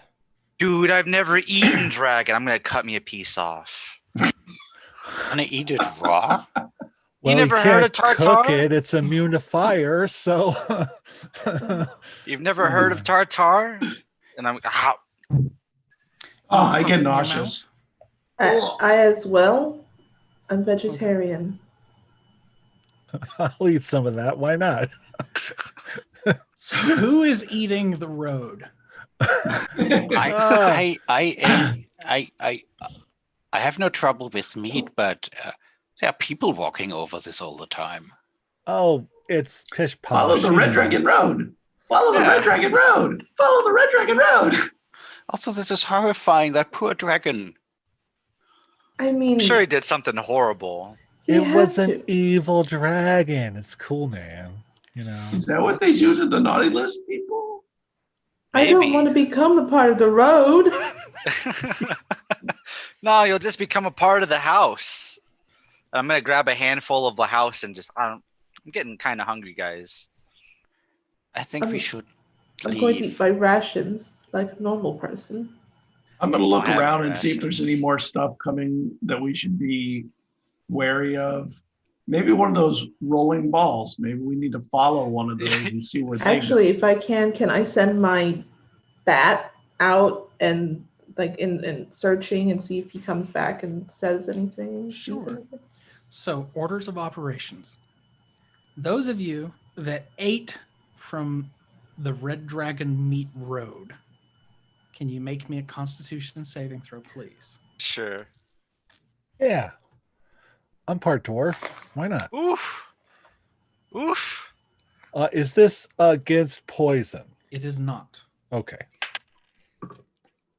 Oh, that's awful. I got 6. I got a crit. So that's 25 total. So, Trimmy, it seems very, very fresh. Like this could not have been here for long, maybe a few days, about less than a 10-day, in your opinion. But it just tastes like reptilian flesh, like frog meat, something like that. But it does have that strange, tough quality to it that you imagine all dragons must have beneath that hide, their scaly exterior. It's almost like chewing on raw jerky, in your opinion. But Cinder, when you eat it, there is this feeling like you're going to throw up at first, and it immediately gives you heartburn that radiates out into your chest very uncomfortably, Oh, I think it's gone bad. and it Back stays away. there. You feel this utter discomfort as though bile is eating away at your throat for 1 hour, but you have resistance to cold damage for 1 hour. Awesome. Oh, I thought he was about to start breathing fire. When you I thought that both- too. When you both take this axe to the corner, it's a little bit shocking when you kind of peel up one of these slabs to notice there are more beneath it in the What? snow, completely buried, as though they have been stacked up from the ground underneath through the snow year after year up to where you are. They just build on top of the old village. They don't like dragons here for sure. That's a serial dragon murderer. Then Yeah. we cut to Really Knit. weird. Knit, your passive perception is high enough that you see, in fact, another ball come out of a second floor window. It hits an awning and rolls in a different direction. Put my arms out and push everybody back. Wait. And then No one seems to be looking for it. In fact, the way that it left the window, you're pretty sure whoever had this ball or maybe made this ball threw it out of the window out into the street. It does one big bounce off of the frozen road and then rolls away the opposite direction toward the glacier. we should go see what that is. Maybe open the ball up. Don't you As think if- that's Go ahead, Mark. don't you think that's next year's gifts?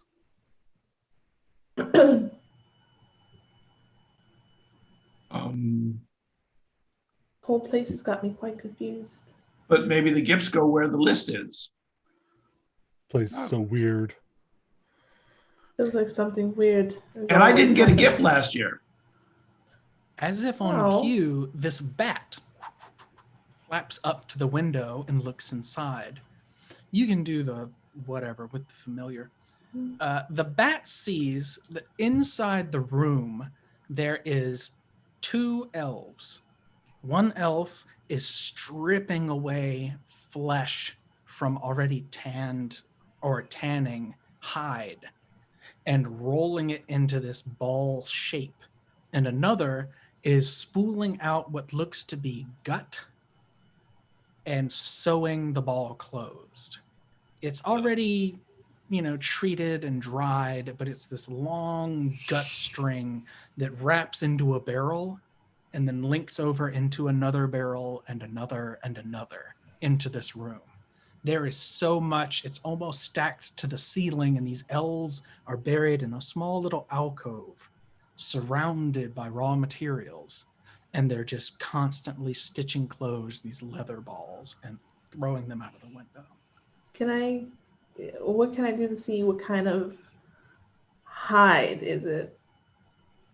That would be a nature check on your part.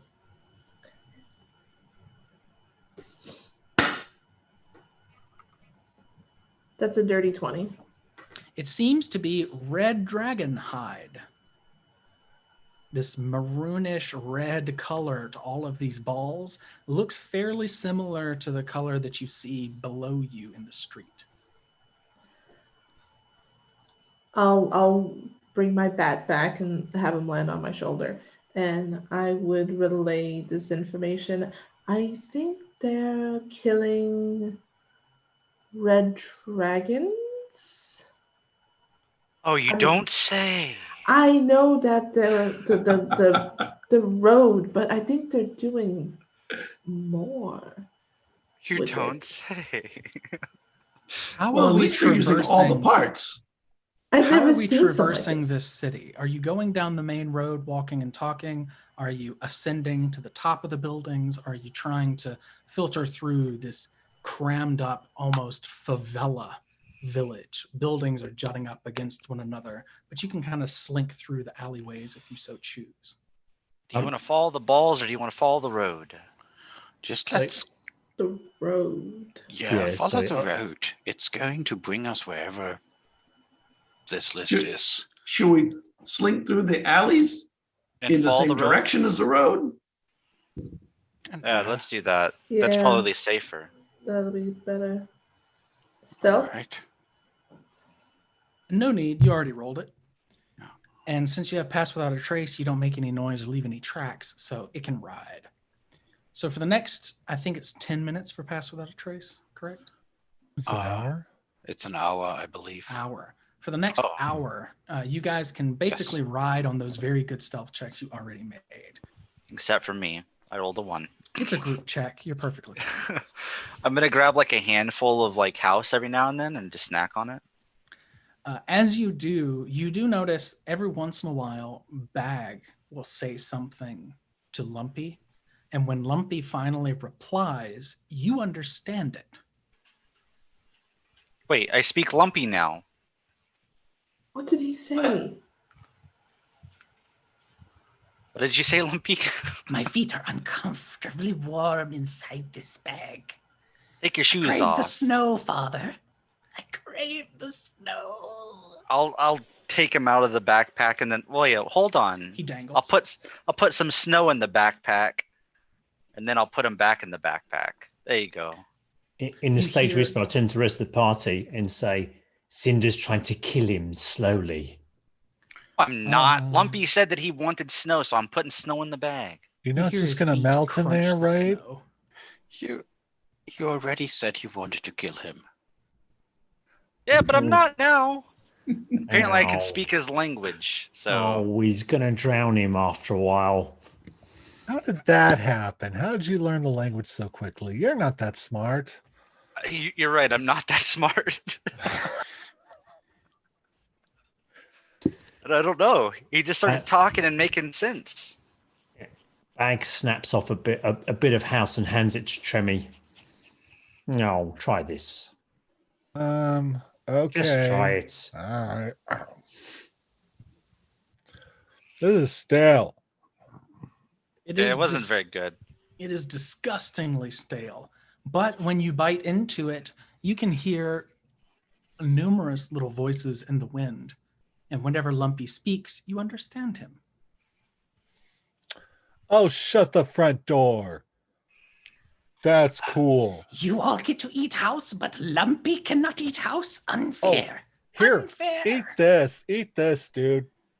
Go for He it. eats it, and Cinder, you feel the bag on your back get ever so slightly heavier. Don't feed him much more. He's getting fat. Okay. Lumpy Break off is another piece. strong. Eat it. Eat it. You all become part of the village now? You can understand Lumpy at least. I don't know. What does that mean? Can we all understand him at this point?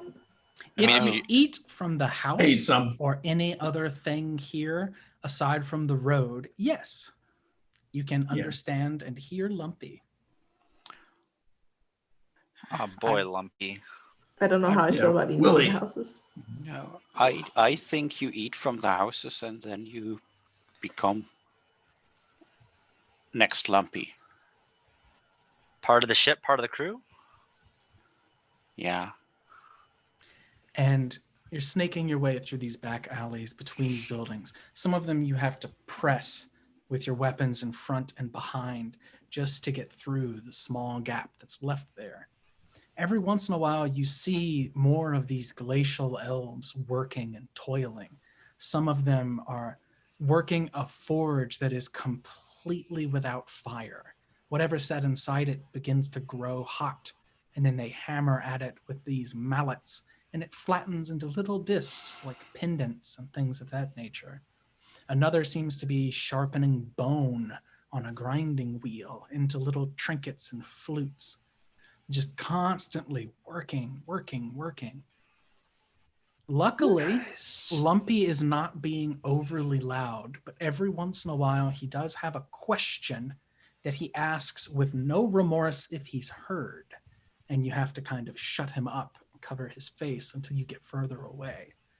But you manage to do so for the better part of your journey.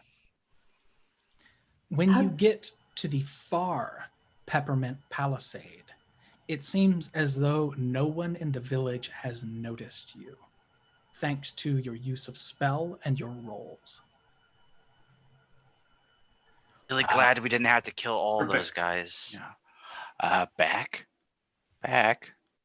You ate the thing first. Do you feel the urge to pick up a hammer and repair buildings yet?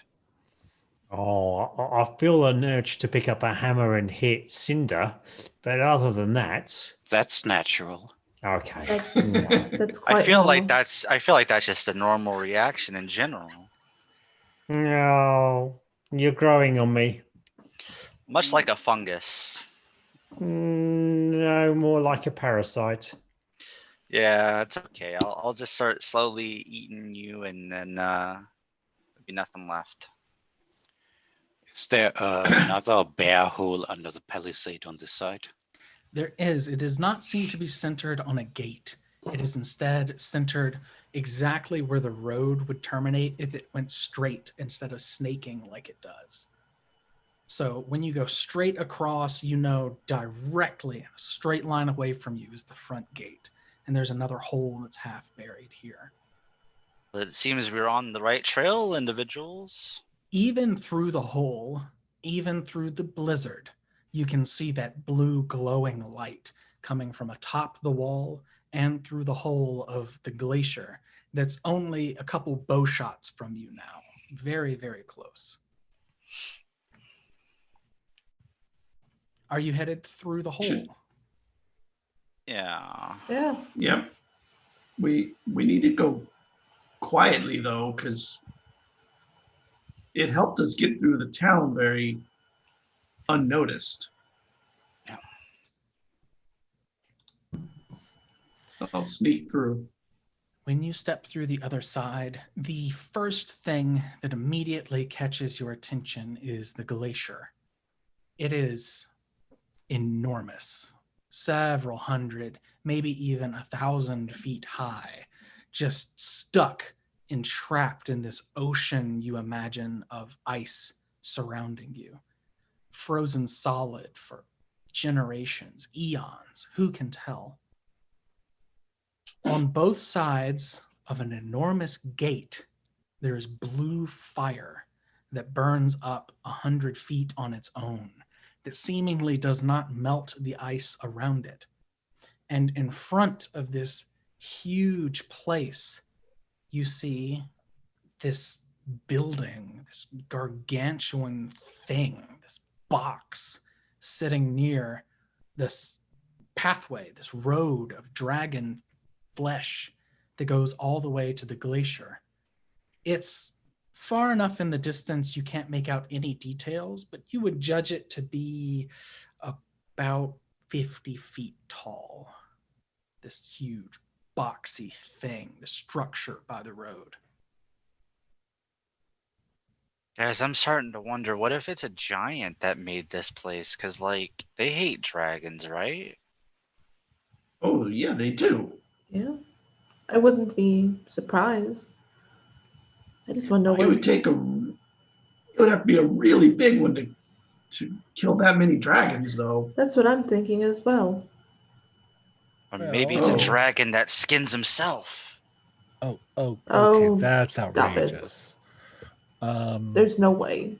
Can we I've take a never- rest Maybe it's- here? Can we stop for a little bit? I'm afraid if we go any further, we're gonna have to fight something really big. And I don't have all my slots, man. Maybe it won't notice us because we're so small. If it's really big. Yeah, but this one clangs around a lot. This is your last chance as you look out from the wall. It is snow, flat snow, other than this enormous glacier. I'd like to take a rest for a little bit, Trimmy. All right, Short if you feel rest. like taking Let's a rest nap. bit. Yeah, let's do it. Are you resting on the outside of the wall, or are you going back into a gingerbread Ooh. house to rest? Oh, We'll no, find a God. house. Let's find a house with no elves in it where possible. Yeah, and no wyverns. I feel fine out here, guys. What's your problem? Wyverns. It's so cold. Yeah. It is I'm true. not very You do not cold. feel any discomfort from the cold right now. Oh no, I'm becoming an elf. Told you so. And with that, I says Lumpy. minor illusion a little elfin hat on top of his head with a little pointy nose for him. Oh no, I'm You're becoming me. an elf. I don't feel the cold. I'm becoming Oh. lumpy. Well, you can be on guard duty for a while we go and lay somewhere warm and cozy, and Sure. slink off to a house. Me and Echo will sit out here and we'll, with Lumpy and we'll talk. Figure out what I'm going to do when I become an elf. Remind yourself not to be repressed. Yeah. We can get him one of those hammers. No, I don't want a hammer. Not When yet. Not hammer time. When you break open one of these windows or one of these doors, most of the doors are buried in snow unless you climb up to a higher level. But all of the base level, the ground level buildings seem abandoned. And when you kind of smash in a door or a window and get inside, it's eerily quiet and smells of old musty spices that comes from the walls. But even this little bit of shelter from the wind outside feels incredible. McCormick or something. Ooh. Also, dear viewers, now is your chance to enter #ElfOnAShelf in chat for a chance to win some D&D Beyond goodies for joining our stream today.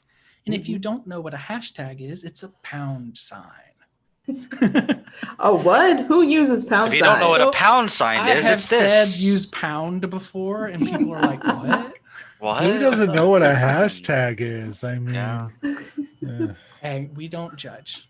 I'm just saying, if I know, then yeah, everybody knows.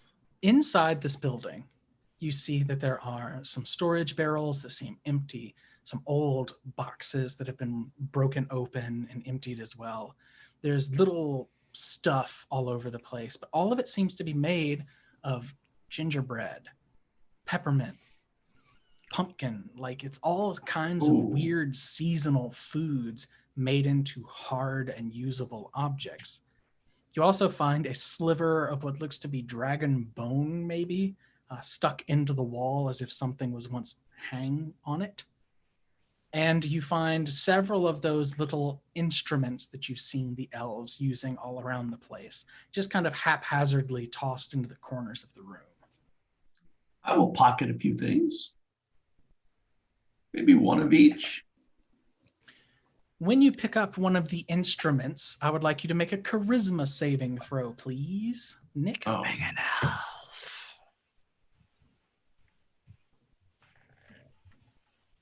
Six.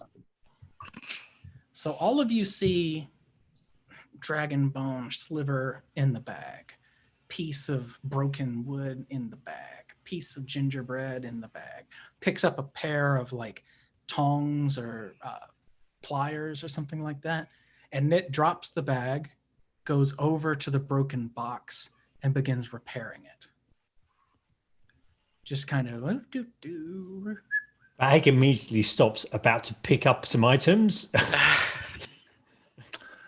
I'm just gonna lay down over here and toiling away, watch. expertly using this one tool to move these slivers of bone used as nails to fix this one crate that's in the corner of the room.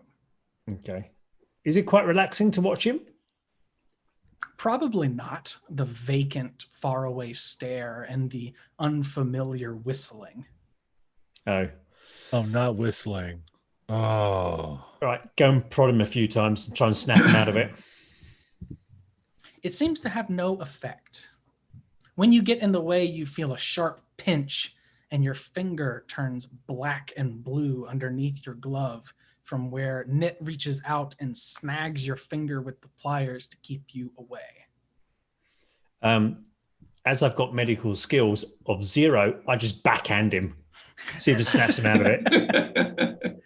Go ahead and roll your damage. In this stupor-like state, he does not seem to avoid anything. 2 points of pointy claw damage. Whap! This claw across Nit's face. Nit, in this moment of pain, you drop the pliers and you realize you've moved across the room. You seem to have been working on a box. There's blood on your cheek. How did I get here? What's wrong with you? I was standing over there. Fixing boxes. That sounds so great. Lumpy's singing along to the melody that you were whistling. Shh, Lumpy. Turning into an elf too. Are we all turning into elves now? I didn't eat anything. I did not either. I'm turning into a dwarf. Oh, Same thing. This is magic. I know you're a bit slow, but look, if you pick up the tools, you become an elf. You do the elfy dance and you build the elfy toys. Stop nicking stuff. Go to sleep, Tremmy. I'm trying. Stop the whistling. It is quite annoying. Can you please stop it? What whistling? You You've were been whistling. When did you come in here? I could hear the whistling from outside. It was annoying. God, shut up. This is not how we stealth people. We're supposed to stealth? And I'm not then very good at that. the camera sleep. fades. We're supposed to stealth. It fades to black and then fades back. And it says one long rest later, one short rest later. And then it fades back to all of you. Putting on your packs, tamping out the little fire you made in gingerbread. Oh, Dogs are dog. howling in the background. Do you hear that? Do you hear those Yeah. dogs? Yeah. Oh, That no, also that was Cinder. means that also means, Cinder, that you are now not resistant to cold damage unless you otherwise were.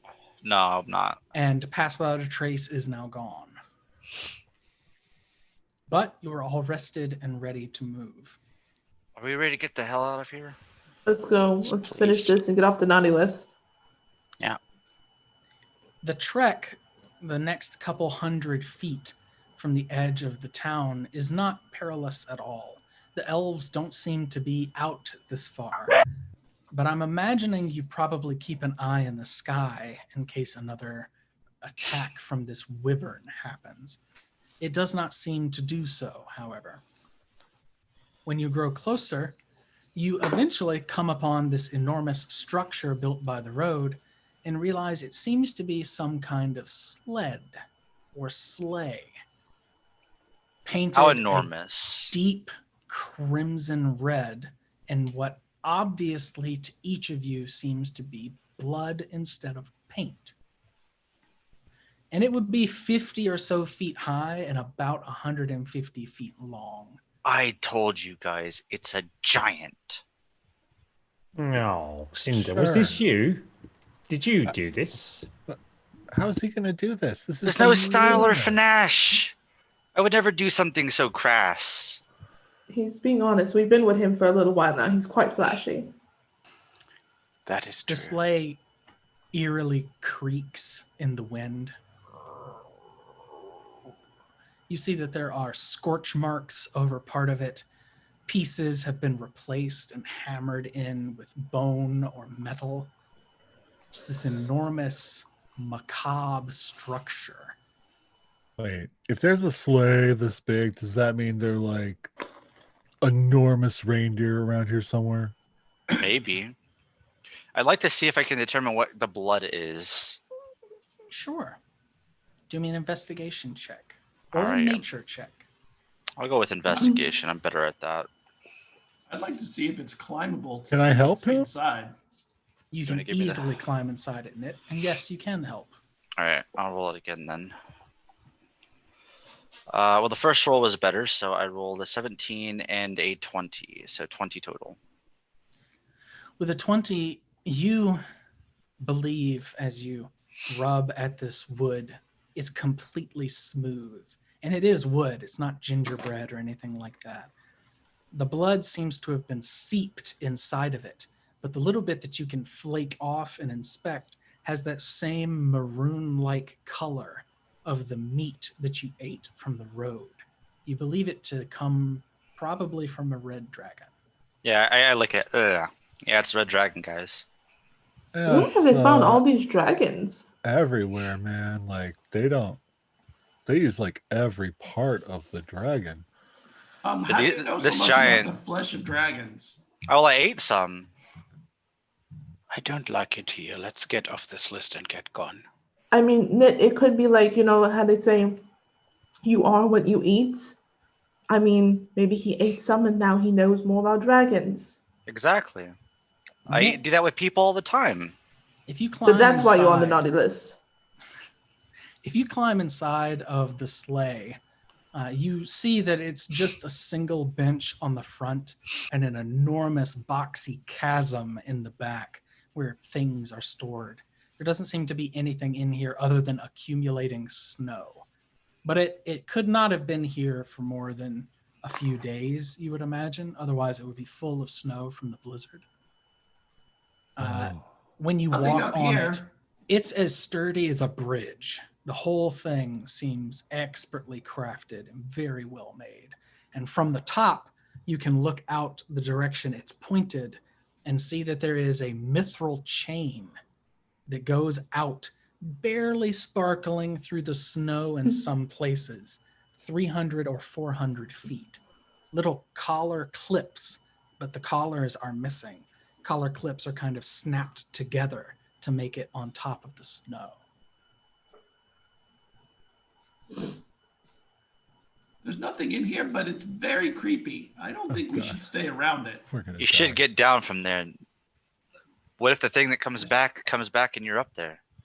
Hear me Yeah, out. I'm coming down, and I slide down The slope. thing. Yeah, perfect. Yeah. What happens if this is like a giant dwarf? You mean a What? giant? You just mean a giant. Giant dwarf. I don't know what that means. Or a giant? You mean a dwarven giant? Yes. Like a jumbo shrimp. Right. That's like an oxymoron. Like I a thought- jumbo shrimp. Oh, that's good. That's good. That was a Isn't- good one. Isn't that Mordant guy supposed to sleep for the rest of the year? I don't know. Is he Oh, that'd supposed be to sleep for the rest so of the year? nice, right? Sleep for a whole year. It hasn't been here long, so maybe it had just finished the trip and it's just starting to accumulate all the snow in it. So we might have about a year to finish this, but I'm not sure we want to take that long. I want From to what leave. Mr. Holliday said, he believes you have a few more days past when you would arrive before he woke up. Oh, Your trek has been pretty meticulously planned out. You haven't had a wasted day to get to this point. We go in. Oh, yeah. We go In in. we go. Stop licking the sled. Stop climbing on it. In we go. List. List. Name of list. Off we go. Don't eat any more else. Where's the list? Who else You ate see an In elf? there. these blue towering braziers on either side of a hole in the glacier. And that hole is covered by a translucent crystal door. Oh. Okay. The door stretches maybe 150 feet overhead. Is there a licked bear hole in it? There is not.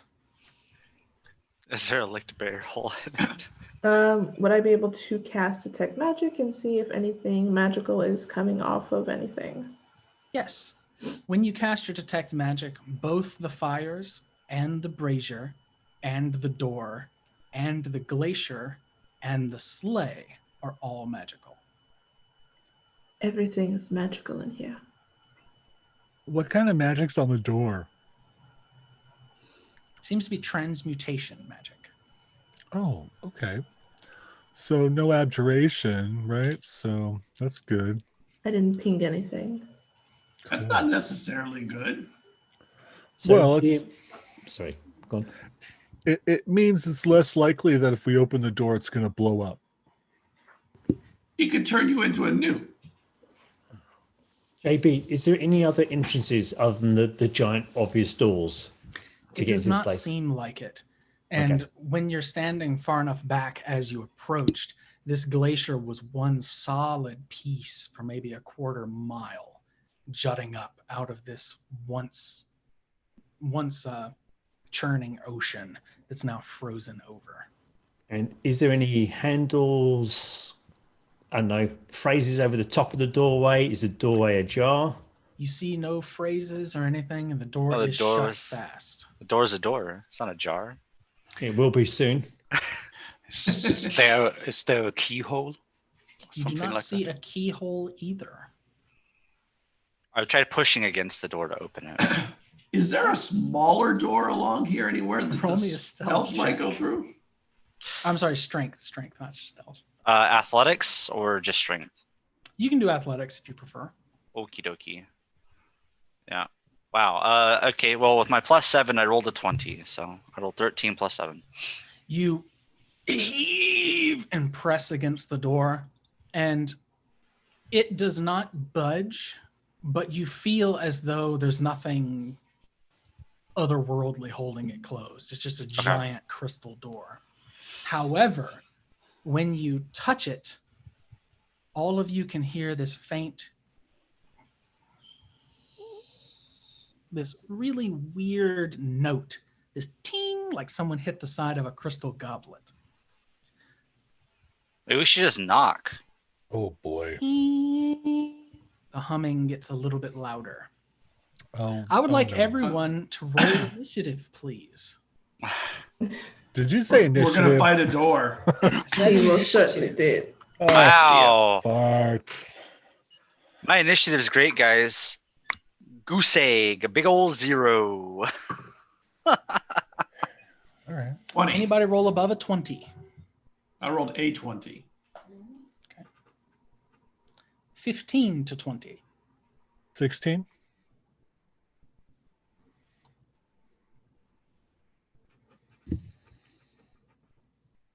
10 to 15.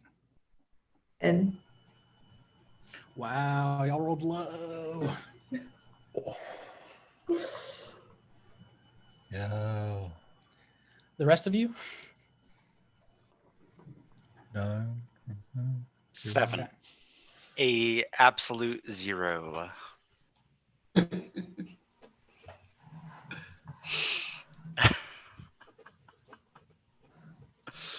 Knit, you are the first up. What draws your attention is the flapping of wings. The wyvern's coming. And I immediately started looking to see if there's any other like smaller doors that say the elves would get in and out of this place with. And draw my rapier in case. All right, you draw your rapier. You can make a perception check if you would like to look around.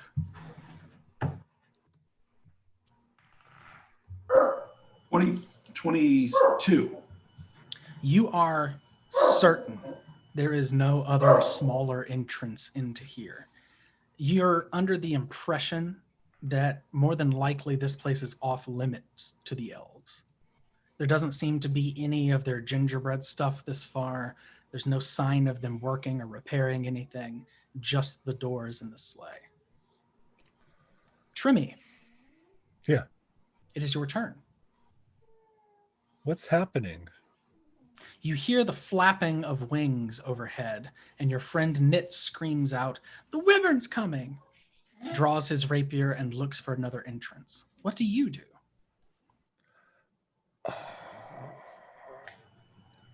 I'm gonna have a small little panic attack. And as a bonus action, I'm going to wet myself. No, I'm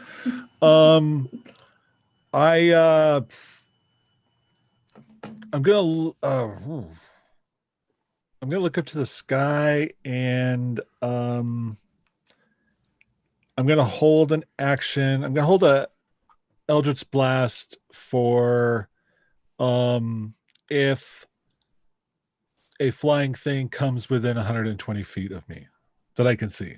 Sounds like a plan. Luna. I'm going to do the smart thing real quick, and I'm going to haste the fighter. Word. Okay, so you're casting haste on Cinder. Are you doing anything else? And then I will blade, if I can, I will blade song. Is that another action? As a bonus action, she should be able to. And you can absolutely do it. All of you stare up in horror, other than Cinder, who's pushing against this door still. Stare up in horror as 8 wyverns descend from the sky above. Well, that answers your question. Each of them are wearing different collars. Dasher, Dancer, Prancer, Vixen, Comet, Cupid, Donner, and Margaret. Of course, Oh Margaret. yeah. They got that one wrong in the song. They swoop down in this umbrella of wings, claws, and talons and poison stingers.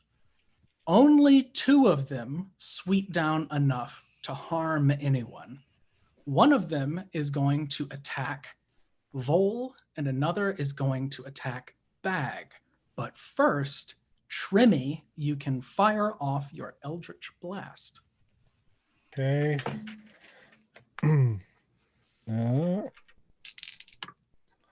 Oh, crit. Nice. And the second one was a 19. 19 hits. Okay. Wow. That crit was a terrible roll. That's 7 damage, force damage. Oof. And On the- but the second one was max at 14. Nice. Well, it's like you rolled the dice in the opposite way. I know, right? So I think it was 21 total. You blast Dancer, who is descending first, and you Dancer. realize that this wyvern has already been injured from earlier in your earlier altercation. It shrieks a bit, rethinks its plan, and flies back up into the sky, leaving 7 wyverns circling overhead, one of which is still diving towards Bag. Bag, what is your AC, friend? Of course, it's 16. Bag again.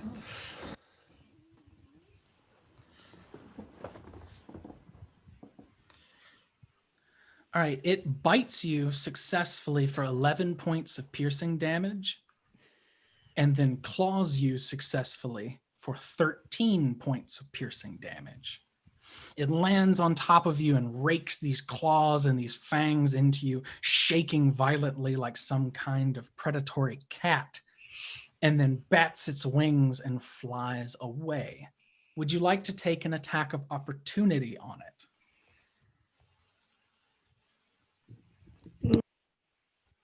Sure, why not? Okay. Meow. Yeah, it's not particularly effective. Limp wrist. No, not a chance. Okay. So it flies up and takes a position at the top of the line of these circling wyverns. That brings us to you, Bag. It is your turn. How high is the line, JB? We'll say that they're 30 feet overhead. Okay. As I'm a cat with a grudge and a quicken ability to cast lightning bolt twice, that's what I'm going to do. So If you cast it twice, well, you can't cast a spell that takes an action and another spell that takes an action unless it's a cantrip. so But as you can a sorcerer, so basically I'm twinning the spell. But a twin spell only affects if it targets one creature, not an area of effect. Right. So lightning bolts. It's lightning bolts. Just a one strike.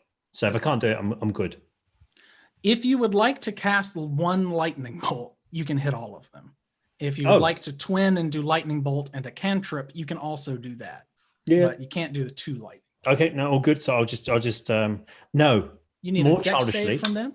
Yeah. So more childishly, I'll cast Crown of Madness on the one that just attacked me, Oh, okay. and then I'd like to twin that one, please. So I get 2 of them. The 2 that swoop down. Twin Very that one, nice. please. They rolled identically, and I think it might beat your save. Yeah, 15 is the save. 16. Yep, you saved. Dang. All good. They both rolled 15 on the die and got their +1s. Oh, good. But they do seem a little shaken by the fact that you know magic, as though that's not something they're accustomed to. Doing anything with your move? No, just crouch in a fat cat way. Oh, I love it. Vol, it is your turn. You see these crowns beginning to form atop two of the wyvern's heads, and they manage to shake away the spell just in time and look perplexed at magic being cast upon them. How far away are these from us now? 30 feet above you. And how close are they to each other? They're about 15 feet apart since they're large creatures. A fireball would hit 3 of them, if that's what you're suggesting. I'm trying to catch at least 2 of them in a 20-foot cube. You can do that. Then I'm going to cast Fairy Fire up to them and Wonderful. illuminate 2 of them in violet light. They get dexterity saves. One of them succeeds and one of them fails. One of them rolled a 19 on the die plus 1, and the other rolled a 6.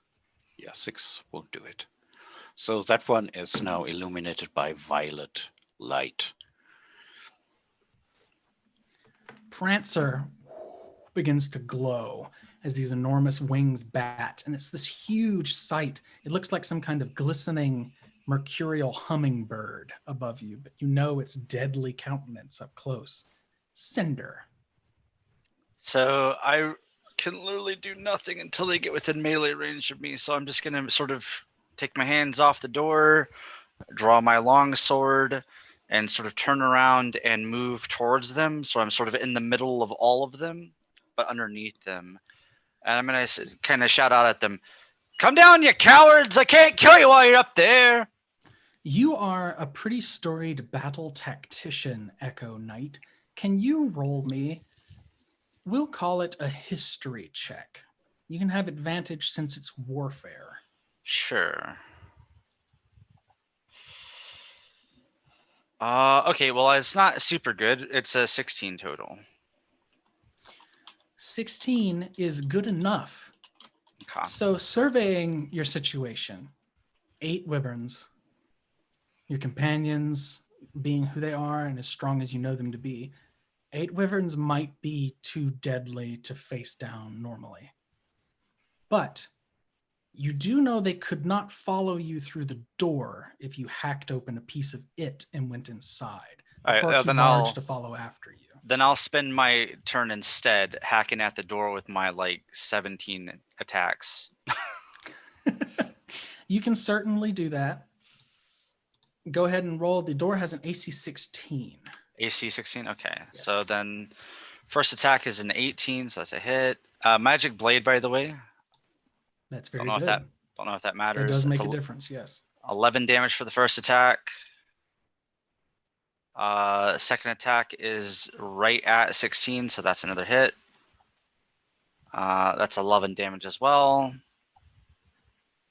You Yeah, bite that's- into it twice. What weapon do you use? It's a long sword, so I'm just.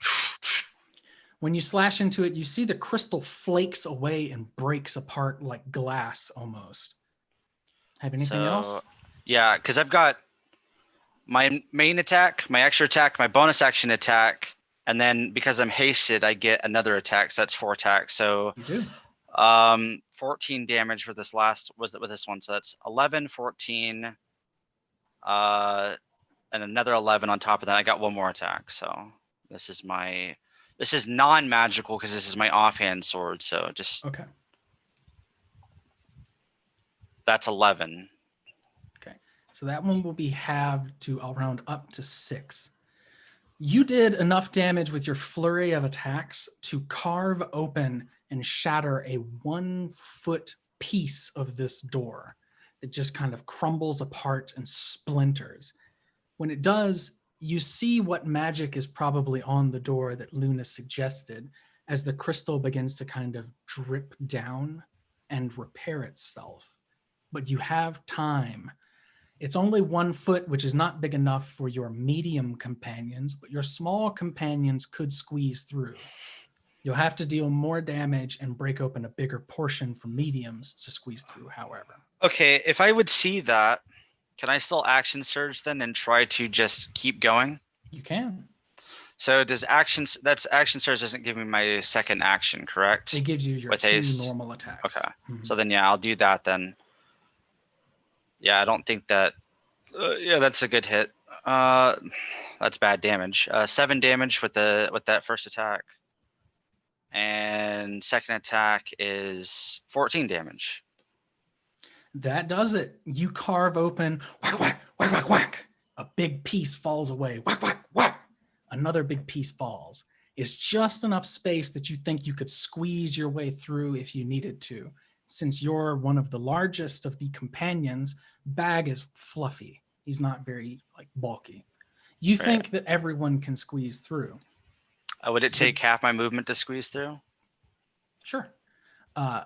You're on the other side of the door now, and you hear it very clearly now that you're outside of the wind. The door is humming and getting louder and louder. Yeah, I'll tell the others, get through. Come on, hurry up. 2 more wyverns swoop down. This time, Vixen and Comet come down to get a pound of flesh each. One on Trimmy and one on Vole, 2 spellcasters. Trimmy. It definitely hits you both times. One of them is a critical and the other is a 19 on the die. That's great. Oh no. I don't have any reactions at all. So Wow. you take 11 points of piercing damage from the bite, Okay. and then you take 26 slashing damage from the claws. Okay. You're still up? Yep. Whoops. Ouch. Yeah. Vole. Why did it do that? This one actually swoops down and is going to try and sting you with its tail, Vole. I believe it does with a 21 total. It does. Okay. That's 11 piercing damage, and I need a Constitution saving throw, please. Oh, that's a good one. 21. Very good. You only take 12 points of poison damage instead of the full 24. Oh, that is nice. The stinger stabs into your little body, straight through Ow. your clothing, through any armor you're wearing, and into your scaly flesh, and you feel that wicked burn pulse through your stomach. Back at the top of the round, Knit, you see your companion Cinder push his way into the door after hacking open a piece of it. The door seems to shrink as though it's healing itself over time, but you do have time to get inside if you so choose. Yeah, and if I can, I'll grab somebody to bring with me through to try and just keep the people flowing in. Since Vixen and Comet are still on the ground with you, you may want to disengage to avoid getting attacked by them as you move to the door. But you can absolutely pull either Bag or Luna with you without provoking an attack of opportunity. Yeah, I'll take whichever one's nearest me, either Bags or Luna. That would probably be Luna. So you Okay, grab hold of Luna. Luna, and the 2 of you can use your move for each of your actions to squeeze inside the door. Oh, thank you. Is it possible to change my weapons once we get through to my crossbow? Absolutely. Because then I can maybe shoot through the hole on my next action. Yeah, At the sounds like wyverns. a good plan. Trimmy. Yes. Can I see through the hole? Yes, you see Cinder on the other side, beckoning all of you to run in. You see Knit and Luna both dive through one after the other.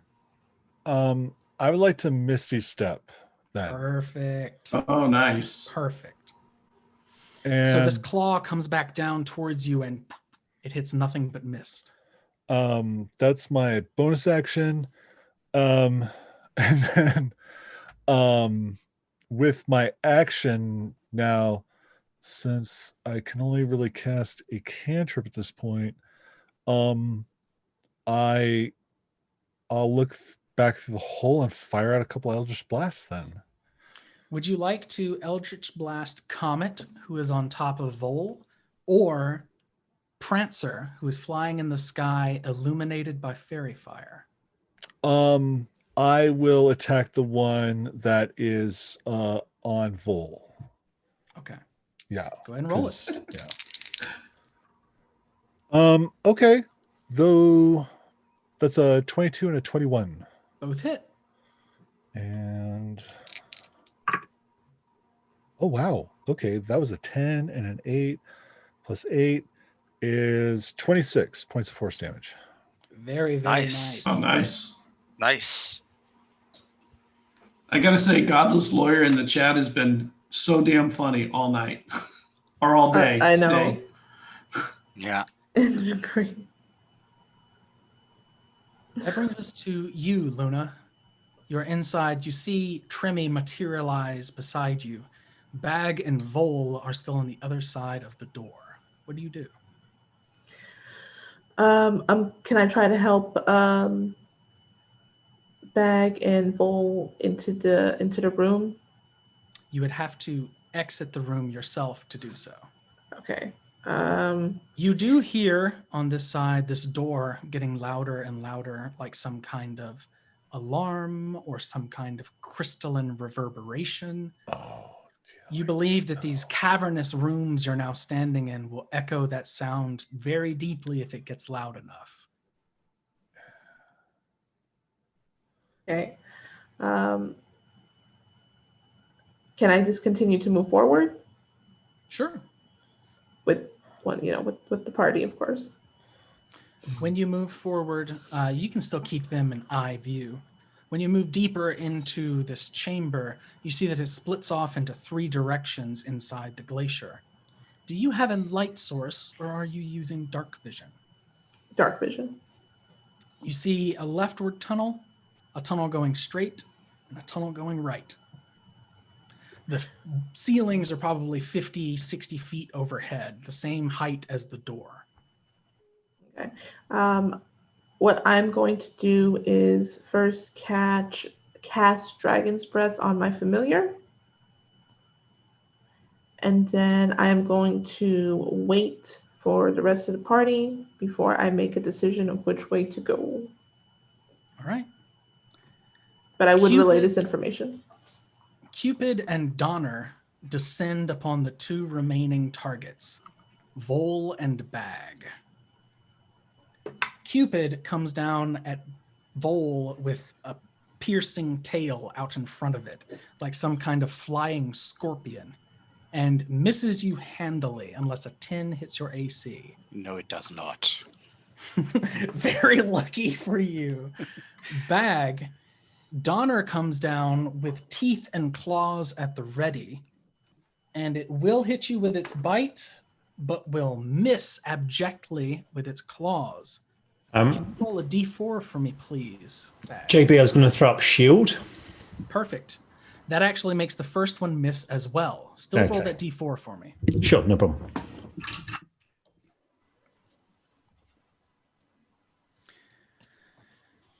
Its claws come down and rake through the snow and actually slash into the perched wing of Comet next to it, who shrieks and recoils its wing from a natural 1. Comet then flies up and does not bother attacking anybody. Bag, it is your turn. You're only 20 feet away from the door, but you will have to disengage or you will get flayed open by Vixen. As a purely malicious cat, Crown of Madness on my 2 friends, please. Sure. This will be Vixen. He gets a 14, which I believe fails. Fails. And the other gets a 13, which also fails. I send them off to attack other things and then do jazz hands, spirit fingers, and then back through the doorway. All right. You back up and cram yourself through this tightening doorway. Yeah, fat cat squeezing through a small hole type thing. Vole, it is your turn. The same situation befalls you, but only from one wyvern that is only by you, Dancer. I take a quick look around, notice that I'm the only one out here. Then I'm using a loud expletive in Draconic at the wyvern and disengage and dash through that door. You can dive straight through the door. A few moments later, wyvern tails poke through, trying to reach you, and you hear the wing beats on the outside of the door, but the crystal slowly closes until they pull their tail away. Oh, I wouldn't let that happen. I'm sitting my echo on the other side of that, and I'm just going to keep attacking them until they leave. They do. Once they take about 30 points of damage, they fly away.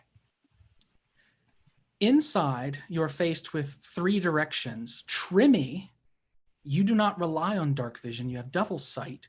You can see 2 pathways are drenched in color, lavender and some kind of ethereal blue. The other is red and white striped and seems to lead the way toward the naughty list. Oh, we got to go that way. Can I? Is that noise still happening from the door? Once the door closes, it stops. Oh, okay, cool. It doesn't seem like it got loud enough to echo through the entire chamber. It just got loud enough like someone banging a shield. Okay. Yeah. That way. That's just, trust me, you know. Well, let's get going. I suggest we go kind of quietly and sneakily. Well, that's not an option for me, but if somebody wants to throw up that thing again. I can. One more time. All right. I'll cast Pass Without a Trace. That spell's so good. I love that spell so much. It's so broken. with pass without a trace. Oh, for 0 again. I got a 27 though. Okay. 23, which is shockingly bad for me.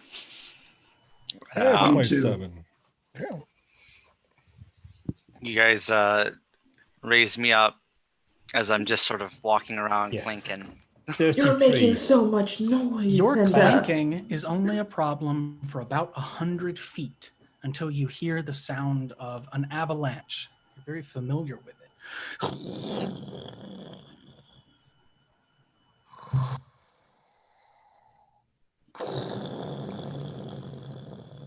Oh my God, the thing is snoring. You can barely hear your own heartbeats, this rattling, thunderous pound. Some of you even are made deafened by it. We're going to forgo the saves since we're running low on time. But you go through this corridor and you step into a room that is striped with these candy colors. And you know from all your experiences with dragon blood that that is where the red comes from in this room. Strips of sinew and dragon blood frozen deep in the ice make up this peppermint color. There is a bed 20 feet high, 2 stories, and atop it for another 30 feet, barely under the vaulted ceiling, is a creature, a humanoid in shape. It is enormous, with I a told white you. moving beard that blows in the wind of its breath as it lays on its side, its eyes open but clearly sleeping, facing out into the room toward you. Maybe that's what they meant when they see you when he's sleeping. That's so Its creepy. white clothing is drenched in stained blood, as well as its heavily muscled arms and hands. A great axe sits at its side, in the bed with it, cuddled like a lover. And atop the great axe is the skull of a red dragon, dwarfed in his own massive head. Next to the bed, 30 feet overhead, is a chair and a desk. And atop the desk, spooling off into the floor and rolling for over 100 feet into the chamber, is a scroll of parchment being written on by an animated pen the size of a lance atop the desk. It takes you a little while to get up the chair and up to the desk, and Knit, you actually spot beneath the bed is a huge pile of red velvet cloth. And when you inspect it, you believe it to be a 20-foot wide, 50-foot deep bag of holding. Inspecting it for a little bit and turning it around, out pops an awakened polar bear named Bruce, who says, "Don't kill me. Thanks for letting me out of the bag. About the size of your head. How could I kill you? I don't know. Don't trust it. I don't trust nothing no more. Are there more in there? Oh, that was Mr. Just me. Holiday's friend. I Oh, ate all the yeah. other little strips of stuff. I ate that dragon meat to stay alive. You saved my life and I'll never forget it."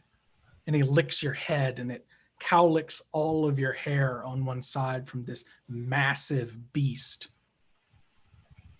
Trimmy, Luna, Vol, Bag, Cinder, you're all up on the desk as Nit is having this conversation with a polar bear, and you're looking through this spooling out parchment, looking and looking and looking. You go down, you slide on it like a ramp until eventually you find each and every one of your names written there in this Right here, elegant, guys. beautiful script. Your names written in dragon blood. I actually will probably faster up there than the rest because I am still running around in my slippers of spider climbing. Yes, you can perfectly get the vertical surface that would be difficult for everyone else. The ink, the blood used as ink, seems to be easy to remove, especially with magic such as prestidigitation. Oh, yeah. Then that's what I'll use. When you do so, the quill attacks you all, and it is a hellacious fight. Eventually, you manage to hold on, Cinder, to this massive feathery quill that seems to have been plucked from some kind of great beast and enchanted.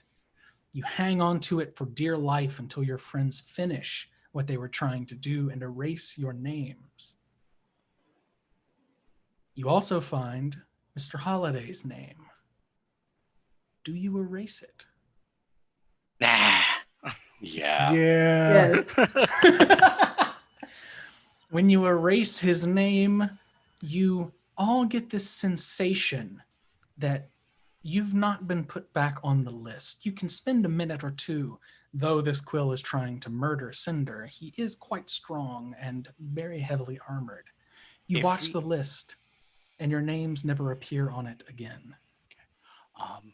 If we help him, could we put a name on the list?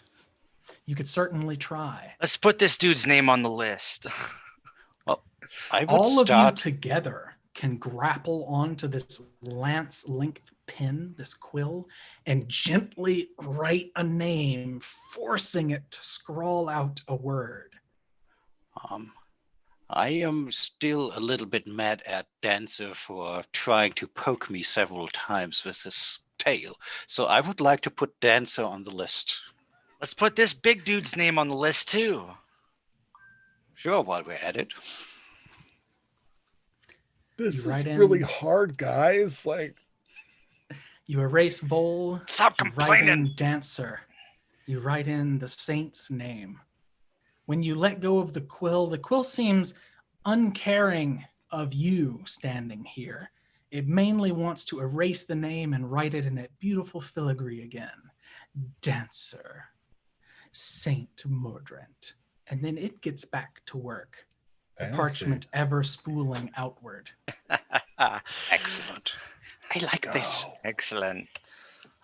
I think we As can you leave all now. make your way back to the front door of this place, 2 other avenues are open to you.